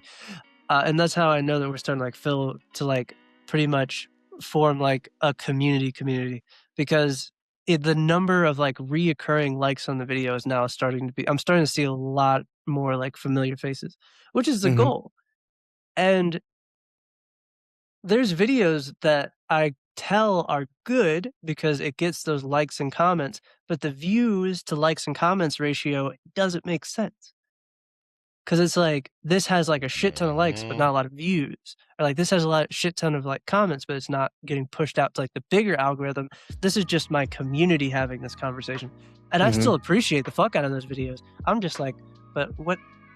It did the thing you wanted like, it's to fucking perplexing. do. Yeah, it's like real. It's real perplexing. It's like one of the things that I deal with like the algorithm with like the Black Sky Gamers feed is like looking at, okay, how can I? That's like one of the big updates I'm doing is, okay, how can I make this? Because we store a lot of posts within a 2 weeks. Well, like it's a lot of posts within like a week or so. It's like 1,000+ posts, right? How can I make this convenient for people to go through 1,000 or so posts and scroll on the feed? That's like one of the biggest updates I'm doing now. And how can I make it rewarding for those that have trending posts and stuff like that within the feed? How can I reward them without also catering to the ones that are always having posts with a lot of interactions and stuff? How do I make it fair? That's literally one of the things I'm working on right now, and it's like perplexing to understand. And it's like, it's a hard one because the heavy hitters are bringing them back, but like you got to remember whenever I said I can understand developers and stuff now, even though I didn't back then. I understand them now because you always have like this seesaw of things you have to counterbalance and weigh. Hey, some people are saying that they don't like the amount of links that people are posted in there. They want to have discussions and all that. I can't make people have discussions, but maybe I could try to do something to try to encourage more discussions while also still having people post their links and all that if they want to post that they're live and all that. So like it is always a seesaw of things, and I can't cater to everyone. So I gotta try to do my best, right? That's literally the things that I can relate on with that. I was like, I can see how they don't sleep. I can see why they sleep in their office. I can see now. 100%. There's a lot of balancing. A lot of balancing. God. So many games. So many people to talk to. How we gonna do it? God damn. Speaking of games, I gotta get my fucking shorts out of this anyway. Assassin's Creed. Mm-hmm. Assassin's Creed. Has everybody here seen the Assassin's Creed Resync trailer? For Black Flag, right? Yeah, Assassin's Creed Black Flag Resync. Mm-hmm. Can we have the conversation, the uncomfortable conversation? What is and the have it conversation? Honestly, that all of that recency bias is really taking over when it comes to people saying that Assassin's Creed Black Flag was the best Assassin's Creed game. For a lot Can of we people, have it was that conversation? For a lot of people, it was. From what I understand, whenever I would talk about Assassin's Creed and stuff like that, or see videos, a lot of people were asking for like a Black Flag remake for a while. So it's not like people didn't want it. No, I'm not saying it's the worst, but saying it's the best is an overcorrection. This is an overcorrection. I didn't play a whole lot of I played Black Flag. I maybe played like 40 hours of Black Flag, not a whole lot. Yeah. I thought Black Flag was good. But I didn't play it a whole lot like some other people have. I don't even think I completed it. But I mean, Black Flag was interesting. I like Edward's story. To the point to where I got to, and then I stopped playing the game, so I just looked up the lore on YouTube. But no, Black Flag was a very interesting game, and it was fun. And I think it was there was Assassin's Creed 1, then there was like 2, and then Brotherhood and all that. The combat trilogy. The Ezio trilogy. I think the combat is what a lot of people remember, like have the most fondness over. I think so, if I remember correctly. It was the same as Brotherhood's though, because like Ezio had guns. He had crossbows. Well, he had the crossbow too, and like but it was the sea. I think it was the seafaring too. Like the seafaring was really fun. So like the pirate shanties was cool and all, and like they did figure out like the ship combat pretty early on. Like I think Black Flag was one of like the few pirate games back then to have really satisfying ship combat. So like I get it from that angle. My issue with it is like twofold. One, I don't think that Edward was the most interesting protagonist. He wasn't the most interesting protagonist. He also wasn't really an assassin.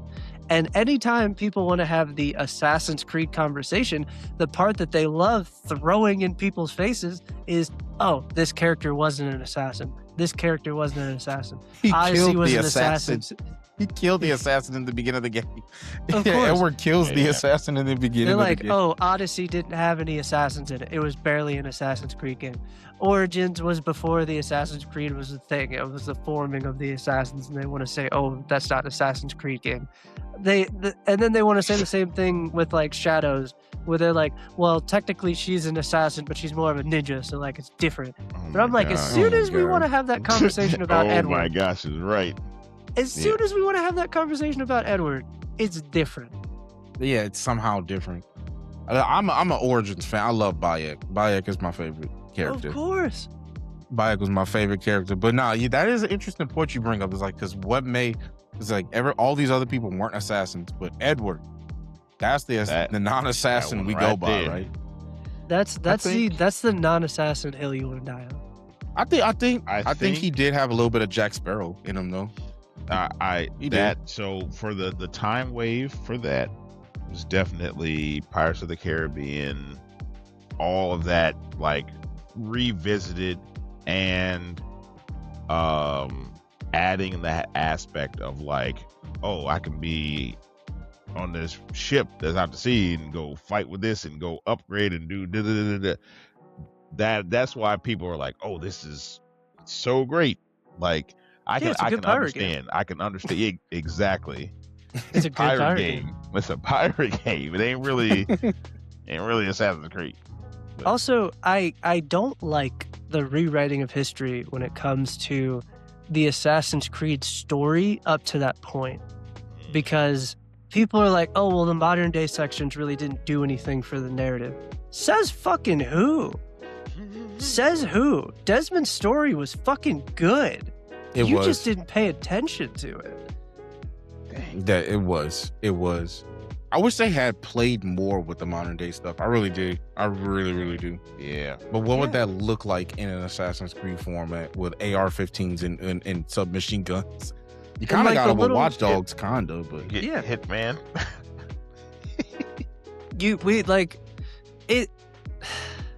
Yep. The modern day sections of Assassin's Creed and like that ongoing narrative, the further we got away from because that was a cutoff, because Desmond died at the end of fucking 3, and then at 4 it was kind of like an in memoriam type thing where they tried to insert a different version of Desmond and it didn't work. So then they just killed that shit completely, because they tried that whole like glitch in the system thing where it was Desmond but it wasn't really Desmond. So like in that part, that's when they departed away from like the Animus and out of Animus shit. And then they turned it into like the Abstergo history experiment thing that they do now. Which they still try to add the little Isu shit in there, but it doesn't really translate all the same. Because like even in the beginning of Shadows, they're still alluding to like, oh, we're tracing Isu bloodlines through the Abstergo shit. But if you're going to acknowledge that, then you still have to acknowledge all of Desmond's story that got you to that point, because he's the one who introduced the fucking Isu. I mean, didn't I hate to spoil this for anybody, but listen, Valhalla is getting old.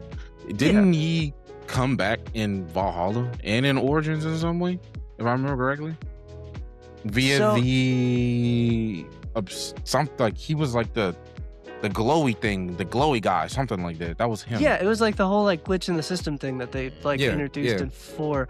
So like it's supposed to be like Desmond trying to like reach out from like the fucking great beyond or whatever the fuck. Because apparently when he like pretty much sacrificed himself at the end of 3, a piece of him was left with like the Isu programming or whatever the fuck.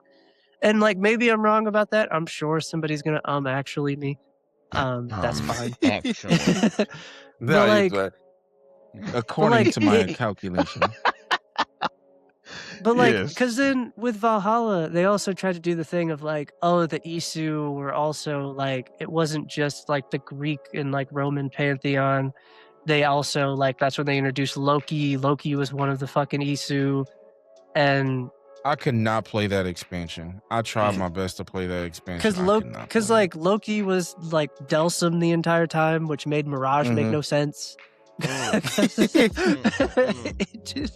Why are we contradicting our stories here? Please tell me. Look, they lost the plot of the modern day shit whenever they got rid of Desmond, because they never refilled that hole. And that was something that I actually really liked about like the first 3, well, technically 6, because of the Ezio trilogy. That connection with Desmond and that connection with like, oh, you need that ancestral bloodline. That's why his character was so important. And then they were just like, oh, Abstergo could just go into anybody's memories. And they're advertising it as like historical travel back into the Roman era and all this other shit. And then like, well, if anybody can do that, why are you sending shadowy Abstergo agents into people's fucking family trees and shit? Like, it doesn't make any fucking sense. It doesn't, dude. It doesn't. I feel like the Assassin's Creed timeline, just its lore, can be just as convoluted as sitting down and trying to understand the Kingdom Hearts lore, which I do. I do. But Jesus Christ, is this something to go down? It is quite insane. Thank God I owned all those consoles, but it was quite insane. Yeah. Dang. But like, I don't know. Like, I still enjoy all of the Assassin's Creed games. It's just that conversation that they're having now, especially because they took all of the modern day segments out of Assassin's Creed Black Flag Resynced. There's people who are doing like a revisionist history where they're saying like, oh, Desmond's story wasn't shit in the first place. I'm like, no. That's not true at all. Desmond's story is a key factor. Desmond's like the chosen one almost. That's what I'm saying. Like, you wouldn't have Altair, you wouldn't have Ezio, you wouldn't have fucking Connor. Like, it just, because those were his bloodline connected. So like, it just didn't work. And then when you didn't have that tie-in with that family connection, like maybe they could have created a different version of Desmond that was connected to like fucking Naue in the Shadows, or like fucking Edward. They could have done it. They could have connected things. Wasn't Edward? I think Edward was still connected to Desmond though. Yeah, because Edward was Hytham's father, which was Hytham was Connor's dad, right? Connor's father. Yeah. Because from what I understand, because I watched the YouTube thing. In near the end of Black Flag, there's a scene with Edward going to like the opera, the play, something like that, and like you see Hytham, like he's with his son before whatever happens to him, and then I think somewhere in Revelations, you play a part of that whenever that night or whatever that he was in the opera house or whatever. I just can't remember it all the way, but it's something like that. Yeah. It's supposed. Yeah. No, I think you're talking about 3, because there's a part in 3 where you're in the opera house. Yes. So like, yeah. Oh wow. Yeah. Again, like, there's good storytelling to be had. Yes. And like, Assassin's Creed hasn't always been the best at like doing that storytelling, but I think it's also important. And I also think this is just for me, like, my ranking of Assassin's Creeds is like 2 is number 1. It just is. Ezio is the fucking man and will always be like the best assassin in the entire series. It's not even close. Second place for me is Odyssey. I played the shit out of Odyssey. Good. I love the setting. I love the DLCs of Odyssey too. All of it was really good. Third place, if you want to put 4 there, maybe, but I put Origins there because I like Bayek better, and I like this. I like the setting of Egypt, and then we can go 4, and then maybe we can go Unity, and then fucking there's like 18 other Assassin's Creeds, but like maybe after Unity we put 1. But like it's just one of those things where it's like, no. For me, it's definitely like Origin, Shadows, and then the Brotherhood trilogy. I do like Brotherhood. I like all the other ones, I do, but Origin, Shadows, and all the ones with Ezio's, bro, I love. Bro, whenever I was playing Soul Calibur and I saw Ezio, he lost it. Dude, Ezio was my guy to play online. Ezio's just such a cool character, dude. I don't know who wrote for Ezio, but like, they should have paid him more. They was cooking. Or her, or whoever the fuck they were. Whoever wrote for Ezio, they put their foot in that shit. That shit was incredible. Ezio was amazing, dude. Like, Ezio really had me saying, "Where we ace got Kimbachi." I didn't know what the fuck that meant. He punched the Pope in the face. Yeah. He did. Yeah. Which was he was a terrible pope in real history. He was a terrible pope. Yep. He was a terrible pope in actual history. You learned it from video games. Yeah, it was crazy, right? Yep. I know for Odyssey And I know for Valhalla, there actually is like a history section where you can actually go on tours. Yeah, the historical. That's actually Yeah. a free mode in the game. Like you could just Yes. download that. It's like I forgot what it's called, what they call them. But like if you wanted to, you could like just download that and like teach history class off it if you were a fucking teacher. Dang. Yeah. It talks about like the housing. It really is interactive, and you just walk around, like literally. 'Cause I think they started that with the Egypt one. Yeah, they started that with Origins, I think, because that was the first one where they did the interactive history walk around, where they were talking about the actual like pyramids and all the other shit. But I was like, this is actually pretty sick. Yeah, it was really sick. Like, I don't know if anybody's gonna actually use it, but like, dude, talk I used to about- sit down there and enjoy every bit of it. I That- loved it. I was like, this is really cool. that's the raisins and the Raisin Bran Crunch right there, dude. That's The raisins and the Raisin Bran Crunch. I like that. Good job. Good job. Heart healthy cereals. Hey, Heart listen. healthy cereals. If you don't like Raisin Bran Crunch, I don't like Yeah. raisins. oh Yeah, no. I don't like raisins. Get out. It's fine. It's cool. Most I'll be over here in the Frosted Flakes section, maybe. Frosted Flakes. Frosted Flakes and Golden Grams. Golden Grams. Oh, It's from a Golden Grams, bro. Golden Grams are amazing. Oh, Lord. I'm old now, so it's the peanut butter Kegos. I'm old now. The Kegos. It's like the little granola clusters. Mm-hmm. That's my shit now. Gotta get your fiber in. It's important. Green leafies. Green leafies.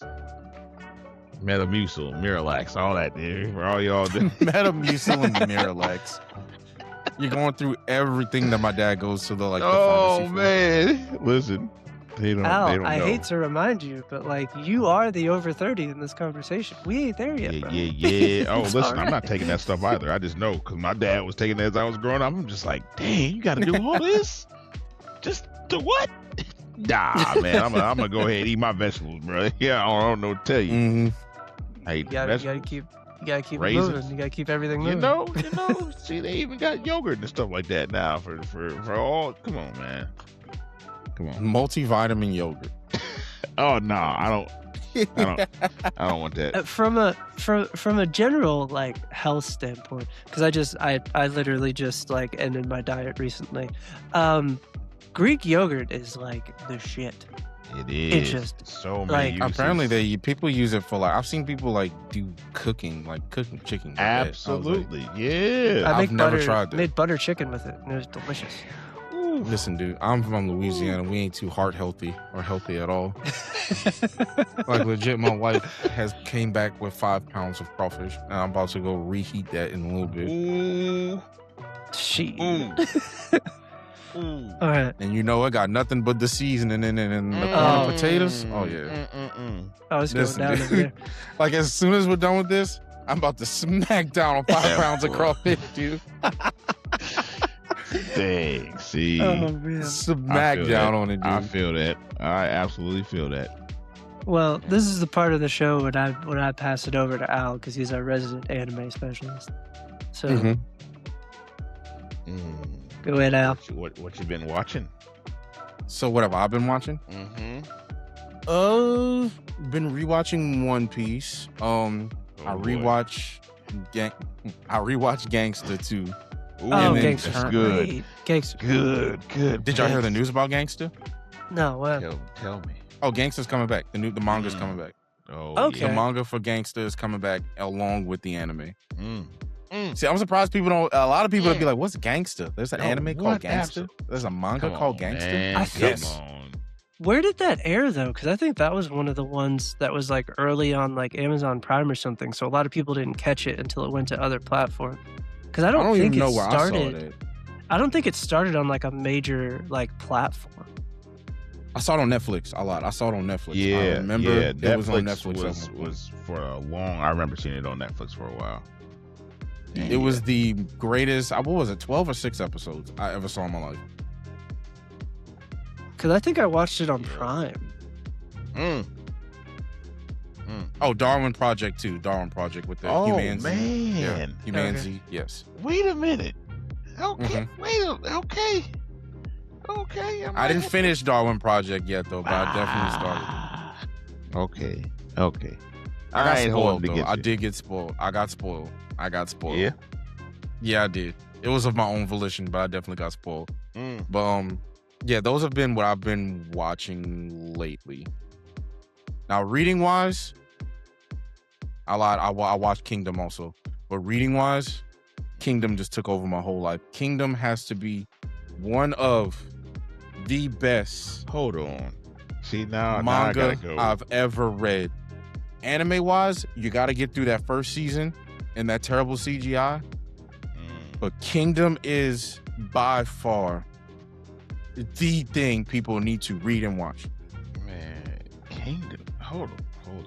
It's set in China. It's set during China's war and states period. Oh yeah. 6 seasons. Yes.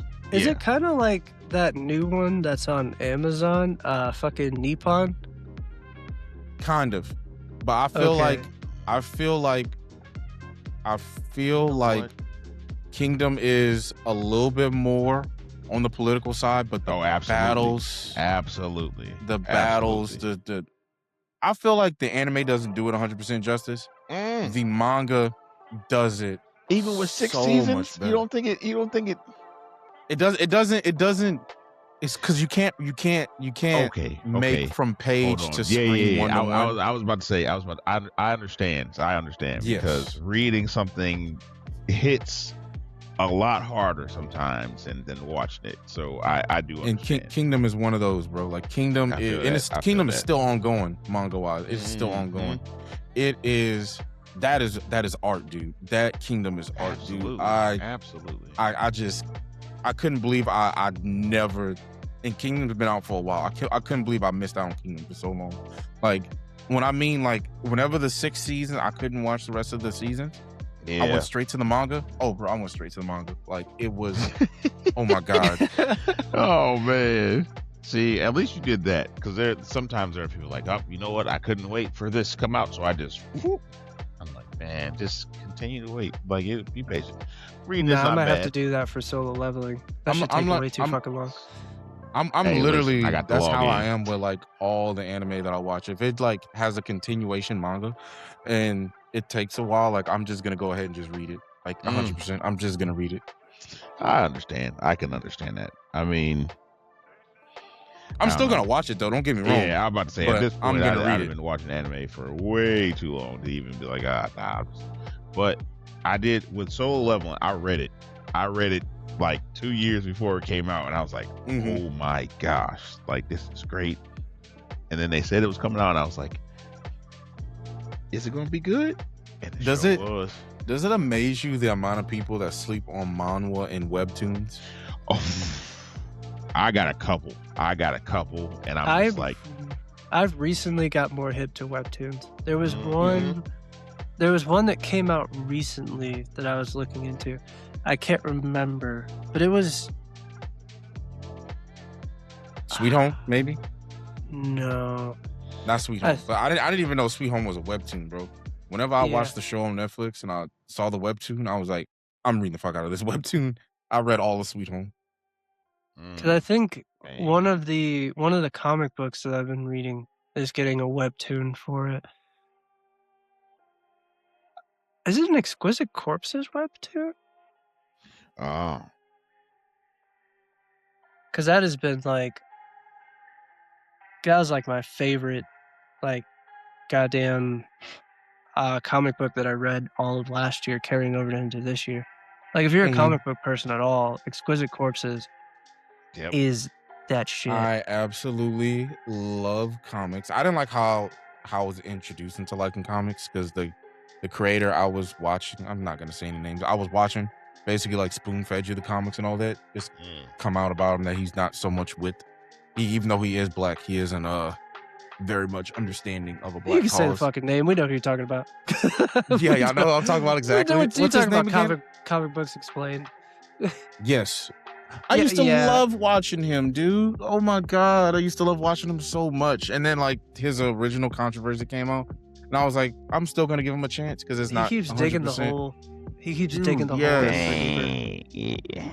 I just don't understand that, dude. It was like he was the person that really, and it hurts whenever you have like a creator like that get you into something, and then some stuff like comes out. And it was like it makes me so upset because like he does it in a way that I like, and I kind of like being spoon fed that because once I get spoon fed that, I go and buy and read it myself, right? Yep. It just makes me so upset. Nobody really does it like him, and you know what I'm saying? Yep, that's very So I haven't been really consuming like comic media other than like actually going to the store or going on my phone and like reading them myself. But like, yeah, I feel that. that's funny. Y'all knew exactly who I was talking. Hey, listen, Man, sometimes there wasn't a black creator that didn't know about that shit. That happened right in the middle of Black History Month too. They were tearing his ass up, dude. Come on. It makes me wish that the other comic guy was still here. Rest in peace, his soul. Like, because I used to watch him heavy too. Yeah. I think y'all know who I'm talking. Was it Rob? His name was Yeah, Rob? I can't remember what his name is, but I know who you're talking about. Because it's not. I forgot his name, but he was he got me really into it too. I love the way he used to do his readings. He was like really passionate and really goofy. And then, he unfortunately passed away. That made me real sad. I cried that day, actually, because I couldn't believe it. Yeah. Because I remember that day when it happened, because it was everywhere. Dude, it felt unreal. It really felt unreal. I could not believe that. Because, I was a teenager watching both of their videos. Like, legit. Dang. Yeah. Life is too short and too precious to not do what you are passionate about, for sure. So Absolutely. Also, for the love of God, man, drink some water. Fucking get your steps in. Go to the doctor.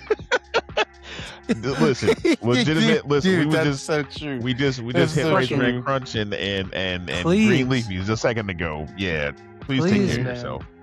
Please take care of yourself. No, that's facts. That is There's facts. people out there Yeah. that care about you, want you to be around for a while. So help yourself, help them. Yeah.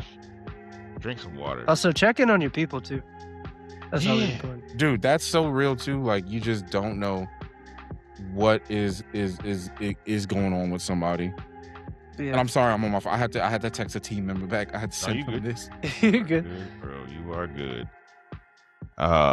You said you were you like political stuff. You should, No. I don't want to say that I'm into political stuff. I Let's just say- mean anime. When if it comes to like anime, anime, okay. stuff. anime. I'm not. We not going. No. We don't do that here. We don't. don't do that here. No, I mean, I'm not against, like, if we did do that, I'm not against it. I was just saying, like, I'm not 100% a fan of political stuff. I mean, I do I'm interested in politics, so I can understand life and things happening to me. Absolutely. Yeah, it's important to be informed. Yeah, Yeah. that part. But yeah, political animes though. Oh, dude, I don't know. I think I like deception, the things that can happen, and like. Oh yeah, absolutely. Have you the build-ups have you of watched everything? Noble Reincarnation.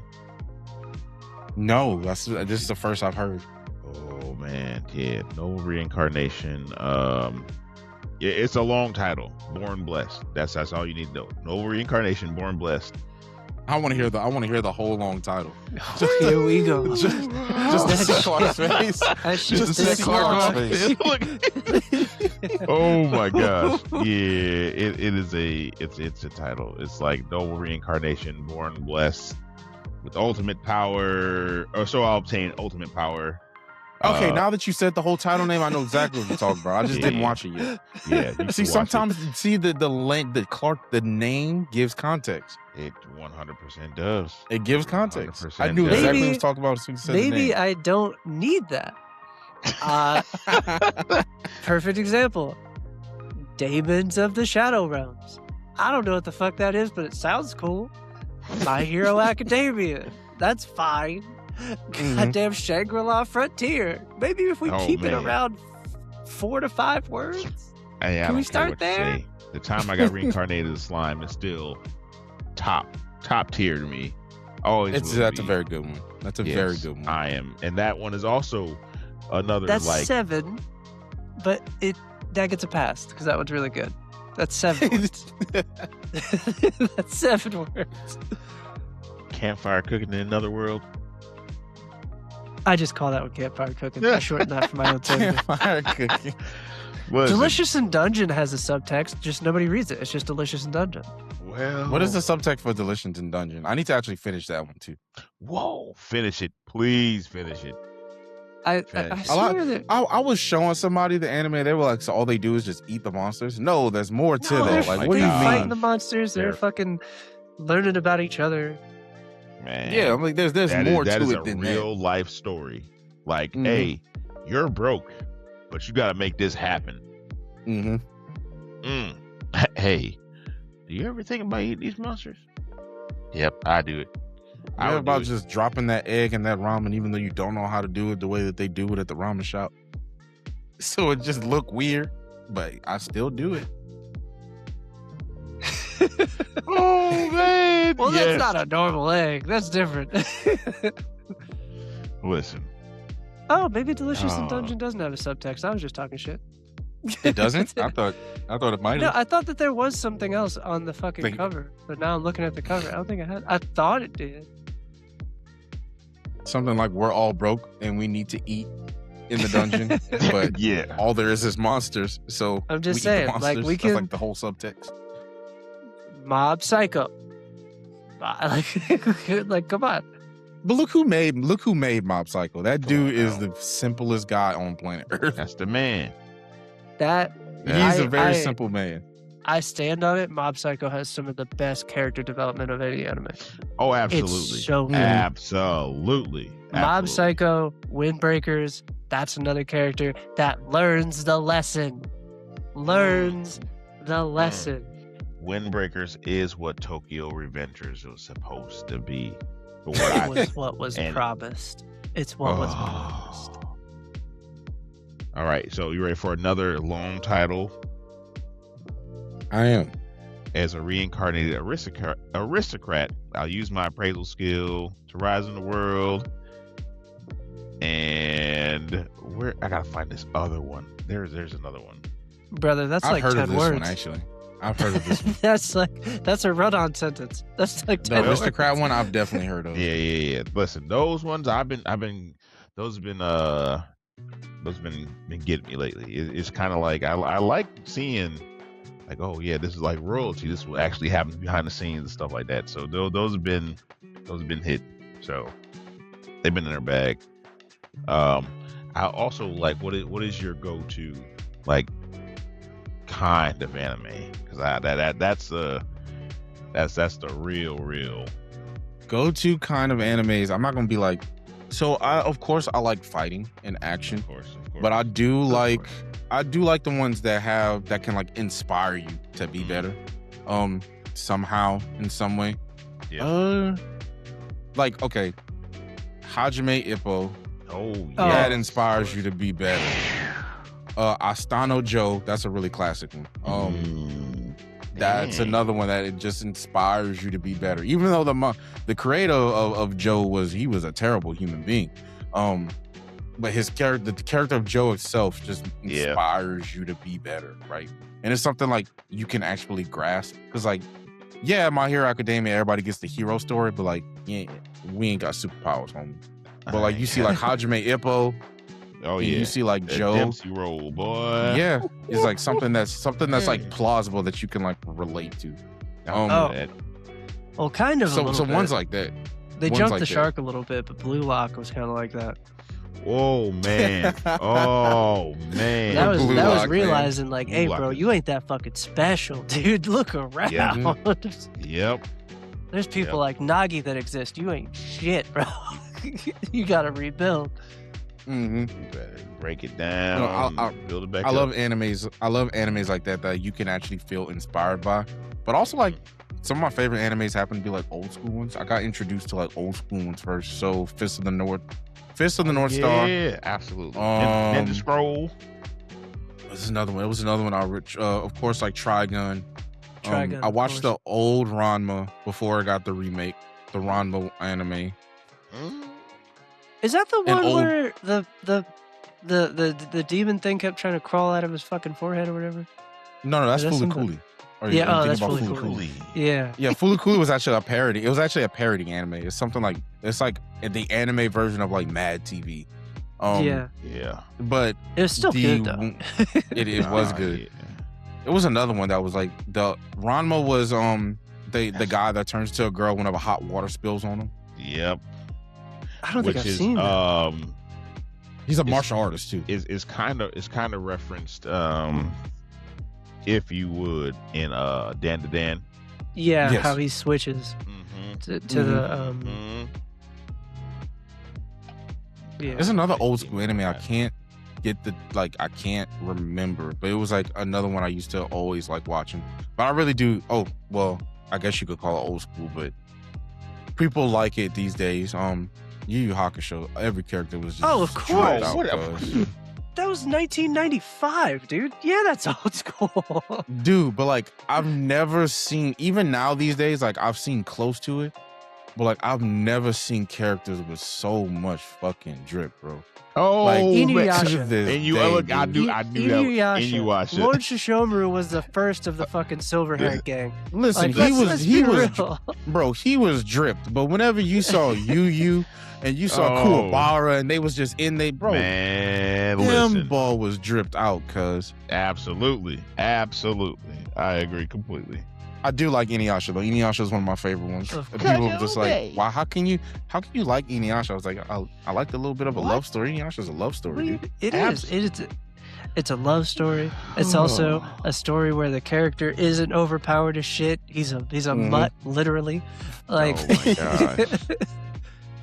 I didn't like the continuation. I didn't like it that much. What was the name of it? I didn't even give it a chance. It was about his daughter.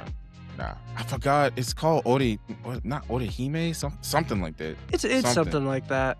But it's one of I the. didn't like it that much. It's the quote, like the fucking children of great men don't really go on to be that fucking great. Mm-hmm. Look at Michael Jordan's son. He's out here doing fucking coke with breakfast. So Hey, that is true. Isn't he going on with Scottie Pippen's wife too, or wasn't he? I think they split. But yeah, that was going on. Crazy though. That's so weird. That's so weird. How do you even justify that? Like, how you say I'm grown, but it's like you nasty too. Like, how do you what? I mean, we're talking about the same person who had cocaine for breakfast with a side of watermelon. Let's keep it 100. We're not talking about drugging himself and being a racial stereotype in one go. Oh my! In one go. In one go. He took us back at least 10 steps. 10 steps.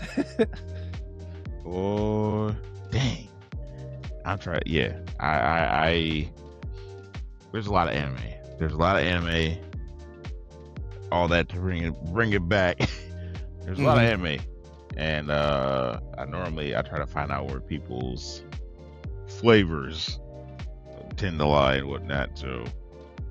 Yeah, I will. If I can give like a top 5, it'll probably be. Yes, I was getting ready to ask. Not in a particular order, but like my top 5 will be probably Yu Yu Hakusho, Fist of the North Star, Hajime Ippo, Astano Joe, Berserk would be in there too.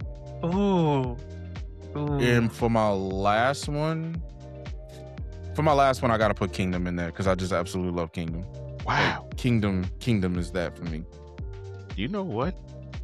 I'm gonna give this to you as you probably have the most different top animes. Honestly, yeah. Yeah, compared to most people. And I watch a lot of anime, so I know. I trust me. He watches a lot of anime. He's our resident fucking anime expert. I hear it, bro. Whenever I said Astano Joe, he was like, I know exactly what you're talking about. Bro, there are people that don't know Astano Joe. There are people that really do not know. I remember getting my hair cut watching anime, bootleg anime at that.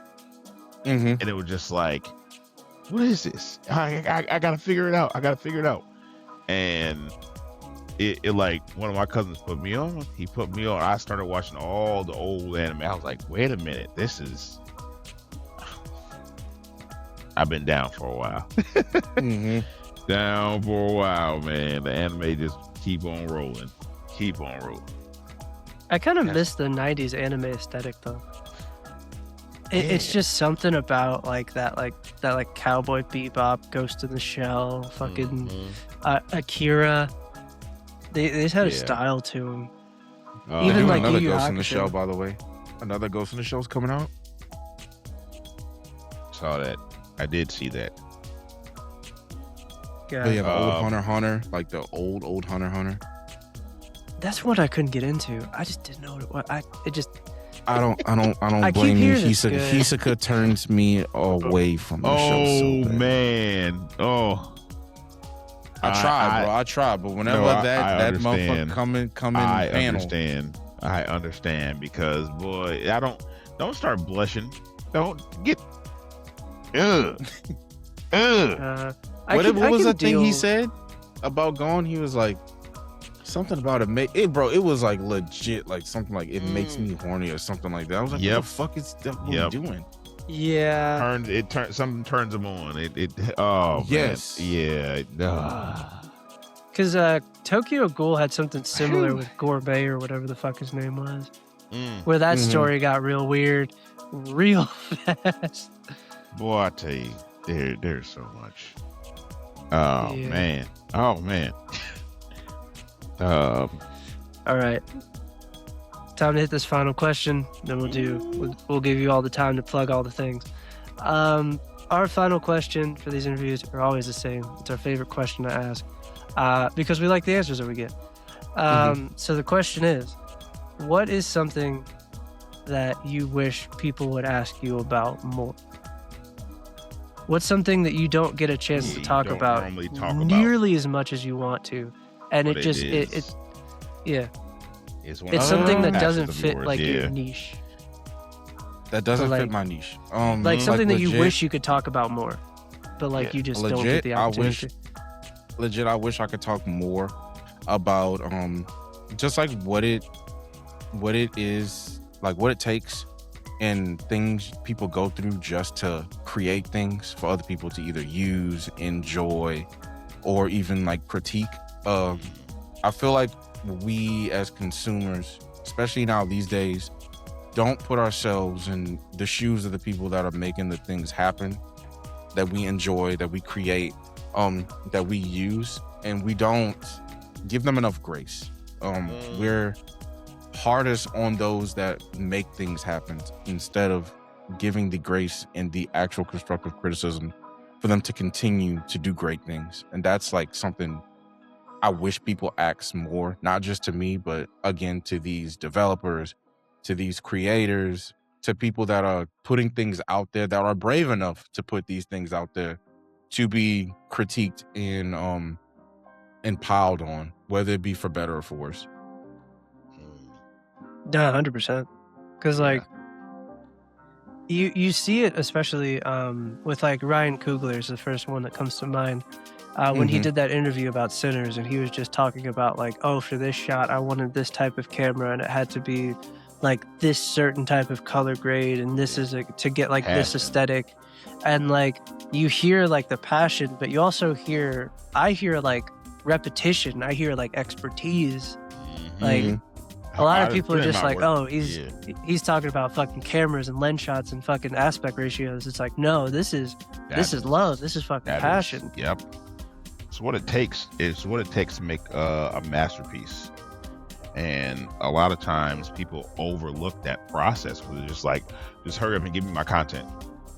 But Yeah, bro, it's a saddening thing. I feel like if people took time to appreciate it, even if they don't like content creators, but they consume content in some kind of way, I feel like if people took that time and did that, they would appreciate more and not just dogpile on the next thing that comes out or the next piece of work that comes out, a game, a movie, a YouTube video.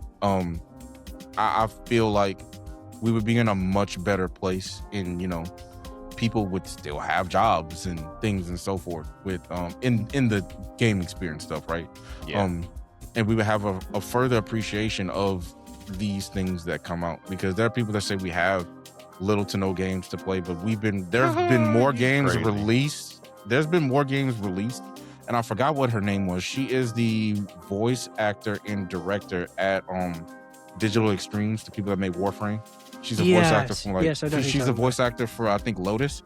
She put out a chart of the amount of games since Warframe initially came out, the amount of games from then to now that has come out, and it's only been upticked, right?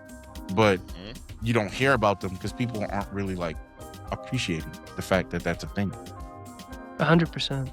And like you can't, like there's literally too many games coming out now for all of those games to get that same coverage, and like they're having to go through like alternate means of like kind of like advertising them, because everybody wants to tell the endearing story about the person who made like the whatever insert small indie game here and it blew up, and then they had the success and they made a studio, and then they like funded other stuff, like because you hear that with like Mojang and Among Us and the people who made Peak and shit like that. You hear those stories, but there's like hundreds of thousands of other stories of people who made truly dope shit and only 10 people played it.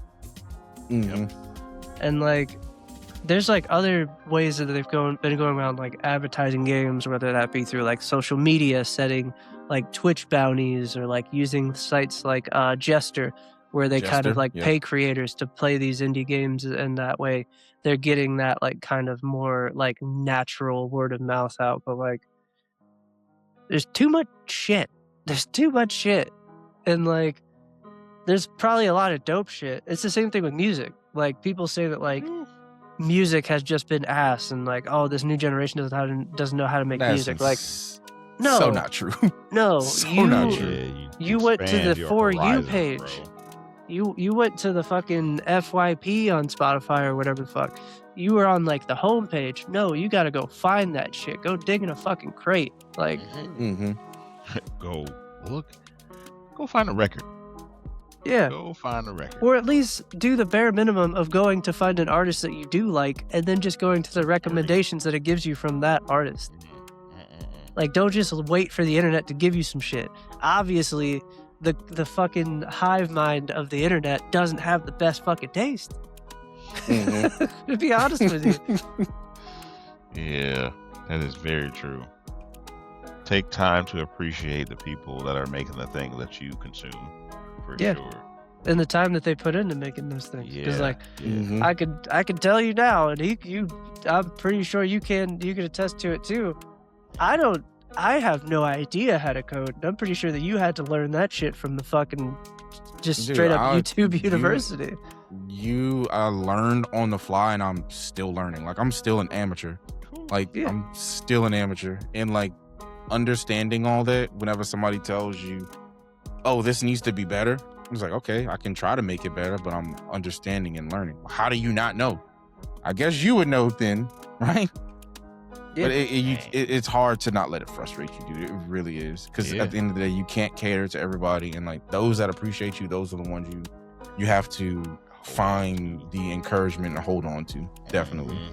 Yeah, for sure. Because like most of the time, whenever people bring stuff to the internet, they bring the finished product to the internet. So like you don't see the work that went into it, you just see the thing. And like it probably could have taken, especially with stuff like art, because I was having a conversation with Sean Two Stacks the other day when he was talking about like when it comes to when he was doing like commission work for art and stuff like that, the people didn't understand the value of the art was the time that went into the art, not like the size of the piece, and not like what the actual like what the use of it was going to be for. It's the amount of work that went into making it that determines the value of it. It is overlooked. Don't overlook it. Show your appreciation. You heard it here first. Also, on some real shit, like if you like some shit, like tell the person who makes the shit that you like the shit. Don't just like it silently. Like you can really. People don't understand how far that goes. Like people really, really don't understand how far that goes. Even if you feel like your comment or your PM or whatever is just going into the nether realms of the shadow realm, you don't know what that one, because they might just have a terrible day and then they see your comment and then they're back to doing what they're doing because of your comment. It's more than just like an algorithmic thing. Like legit doing that for creators, a creative, anybody, whether it's a mechanic that's fixing your car, anything like that, for people that don't like content creators or content creation. Letting people know that you appreciate their work and that you like their work or their service that they did for you and stuff like that makes a difference. Oh yeah. There are people that do their jobs and stuff every day and they never receive a thank you and they never feel valued. They just feel like they're getting a check, right? And then they just feel like they're just opening their eyes just to work. But then your compliment means the world to them, and it changed their perspective it changed their whole perspective. Now they don't feel like they're just coming into work to work. They feel like they're coming into work or they're making something to make a difference. So that's more like, people just don't understand. They understand that it's not just an algorithmic thing. We as creators, makers of things and all that, people that provide a service or anything like that, we ask for that because that could be the encouragement we need to then continue to make a difference and continue to do things that fulfill us. Yeah. And even if you don't do it for us, you should also do it for yourself, because like, if I know through the engagement of the thing that I made that the viewers enjoy that specifically, I can use that to make more of that. I have a direction to go in. But like, if this video gets the same likes as this video, and I put more time into video A, and I just kind of bullshitted video B, and it did the same thing, I might start leaning more towards B. And that may not be what you come to this channel for. You may come to this channel for A. So if you come to the channel for A, you should let me know that you're here for that, because we do all types of shit on the channel, from like D&D to interviews to video games to fucking comic books to talk about anime, all types of shit. And we do that because those are things that we enjoy. But there's also the content creator part of it, of like, you have to lean into the shit that works. So we've been getting a lot of feedback from these. So we just kept doing them. Like, we did 2 of these as an experiment. This wasn't meant to be a continuous series. Now we're in like the double digits for interviews we've done on this channel. It's crazy. Yeah, it is so a crazy thing, right? Even thinking about it, man. This is supposed to be a one-off, and like, just to see, it was a proof of concept to see if it worked, and it did. So we just kept doing it. Can we do this? Okay, we can. Let's keep on. Because if this didn't work, I'd be playing Xbox right now. Keep it out of it. Back on Haiti. Y'all do a fantastic job, man. Yeah, appreciate that. I appreciate it, for man. sure. I appreciate it. As do you. Speaking of fantastic jobs, tell the people where to find you. Tell the people what any projects you got coming up. Pretty much guide them on what to expect from you. You have all the time in the world as you need. The floor is yours. I better hear so about some too. for places that people want to find me, I am Conflictedairr everywhere on Instagram, TikTok, Blue Sky. I made that change recently, by the way. It has helped a lot. Blue Sky, X, basically any major platform, I'm Conflictedairr there. When it comes to projects and stuff, I'm going to be working on 2 things personally for my own personal YouTube channel. I'm going to be working on a little bit of a documentary about the company called Game Ago and how they killed a couple of good MMOs, basically. And another one I'm going to be trying to highlight more games, indie MMOs. One of them being Edderspire that I had mentioned like kind of earlier. And the next big project that I'm actually currently working on right now is actually 2 of them. I am currently still working on updating the Black Sky Gamers feed to make it more convenient and to reward more people who tend to be popping off in our algorithm and stuff when it comes to the Black Sky Gamers feed on Blue Sky. And I'm expanding the Black Sky Gamers team. We need more Discord mods. We need people who want to be the face and make videos for Black Sky Gamers and stuff like that. And I definitely got to redo our Black Sky Gamers website because there are things I want to add to that. And that's about it. That's definitely just, everything. Of course.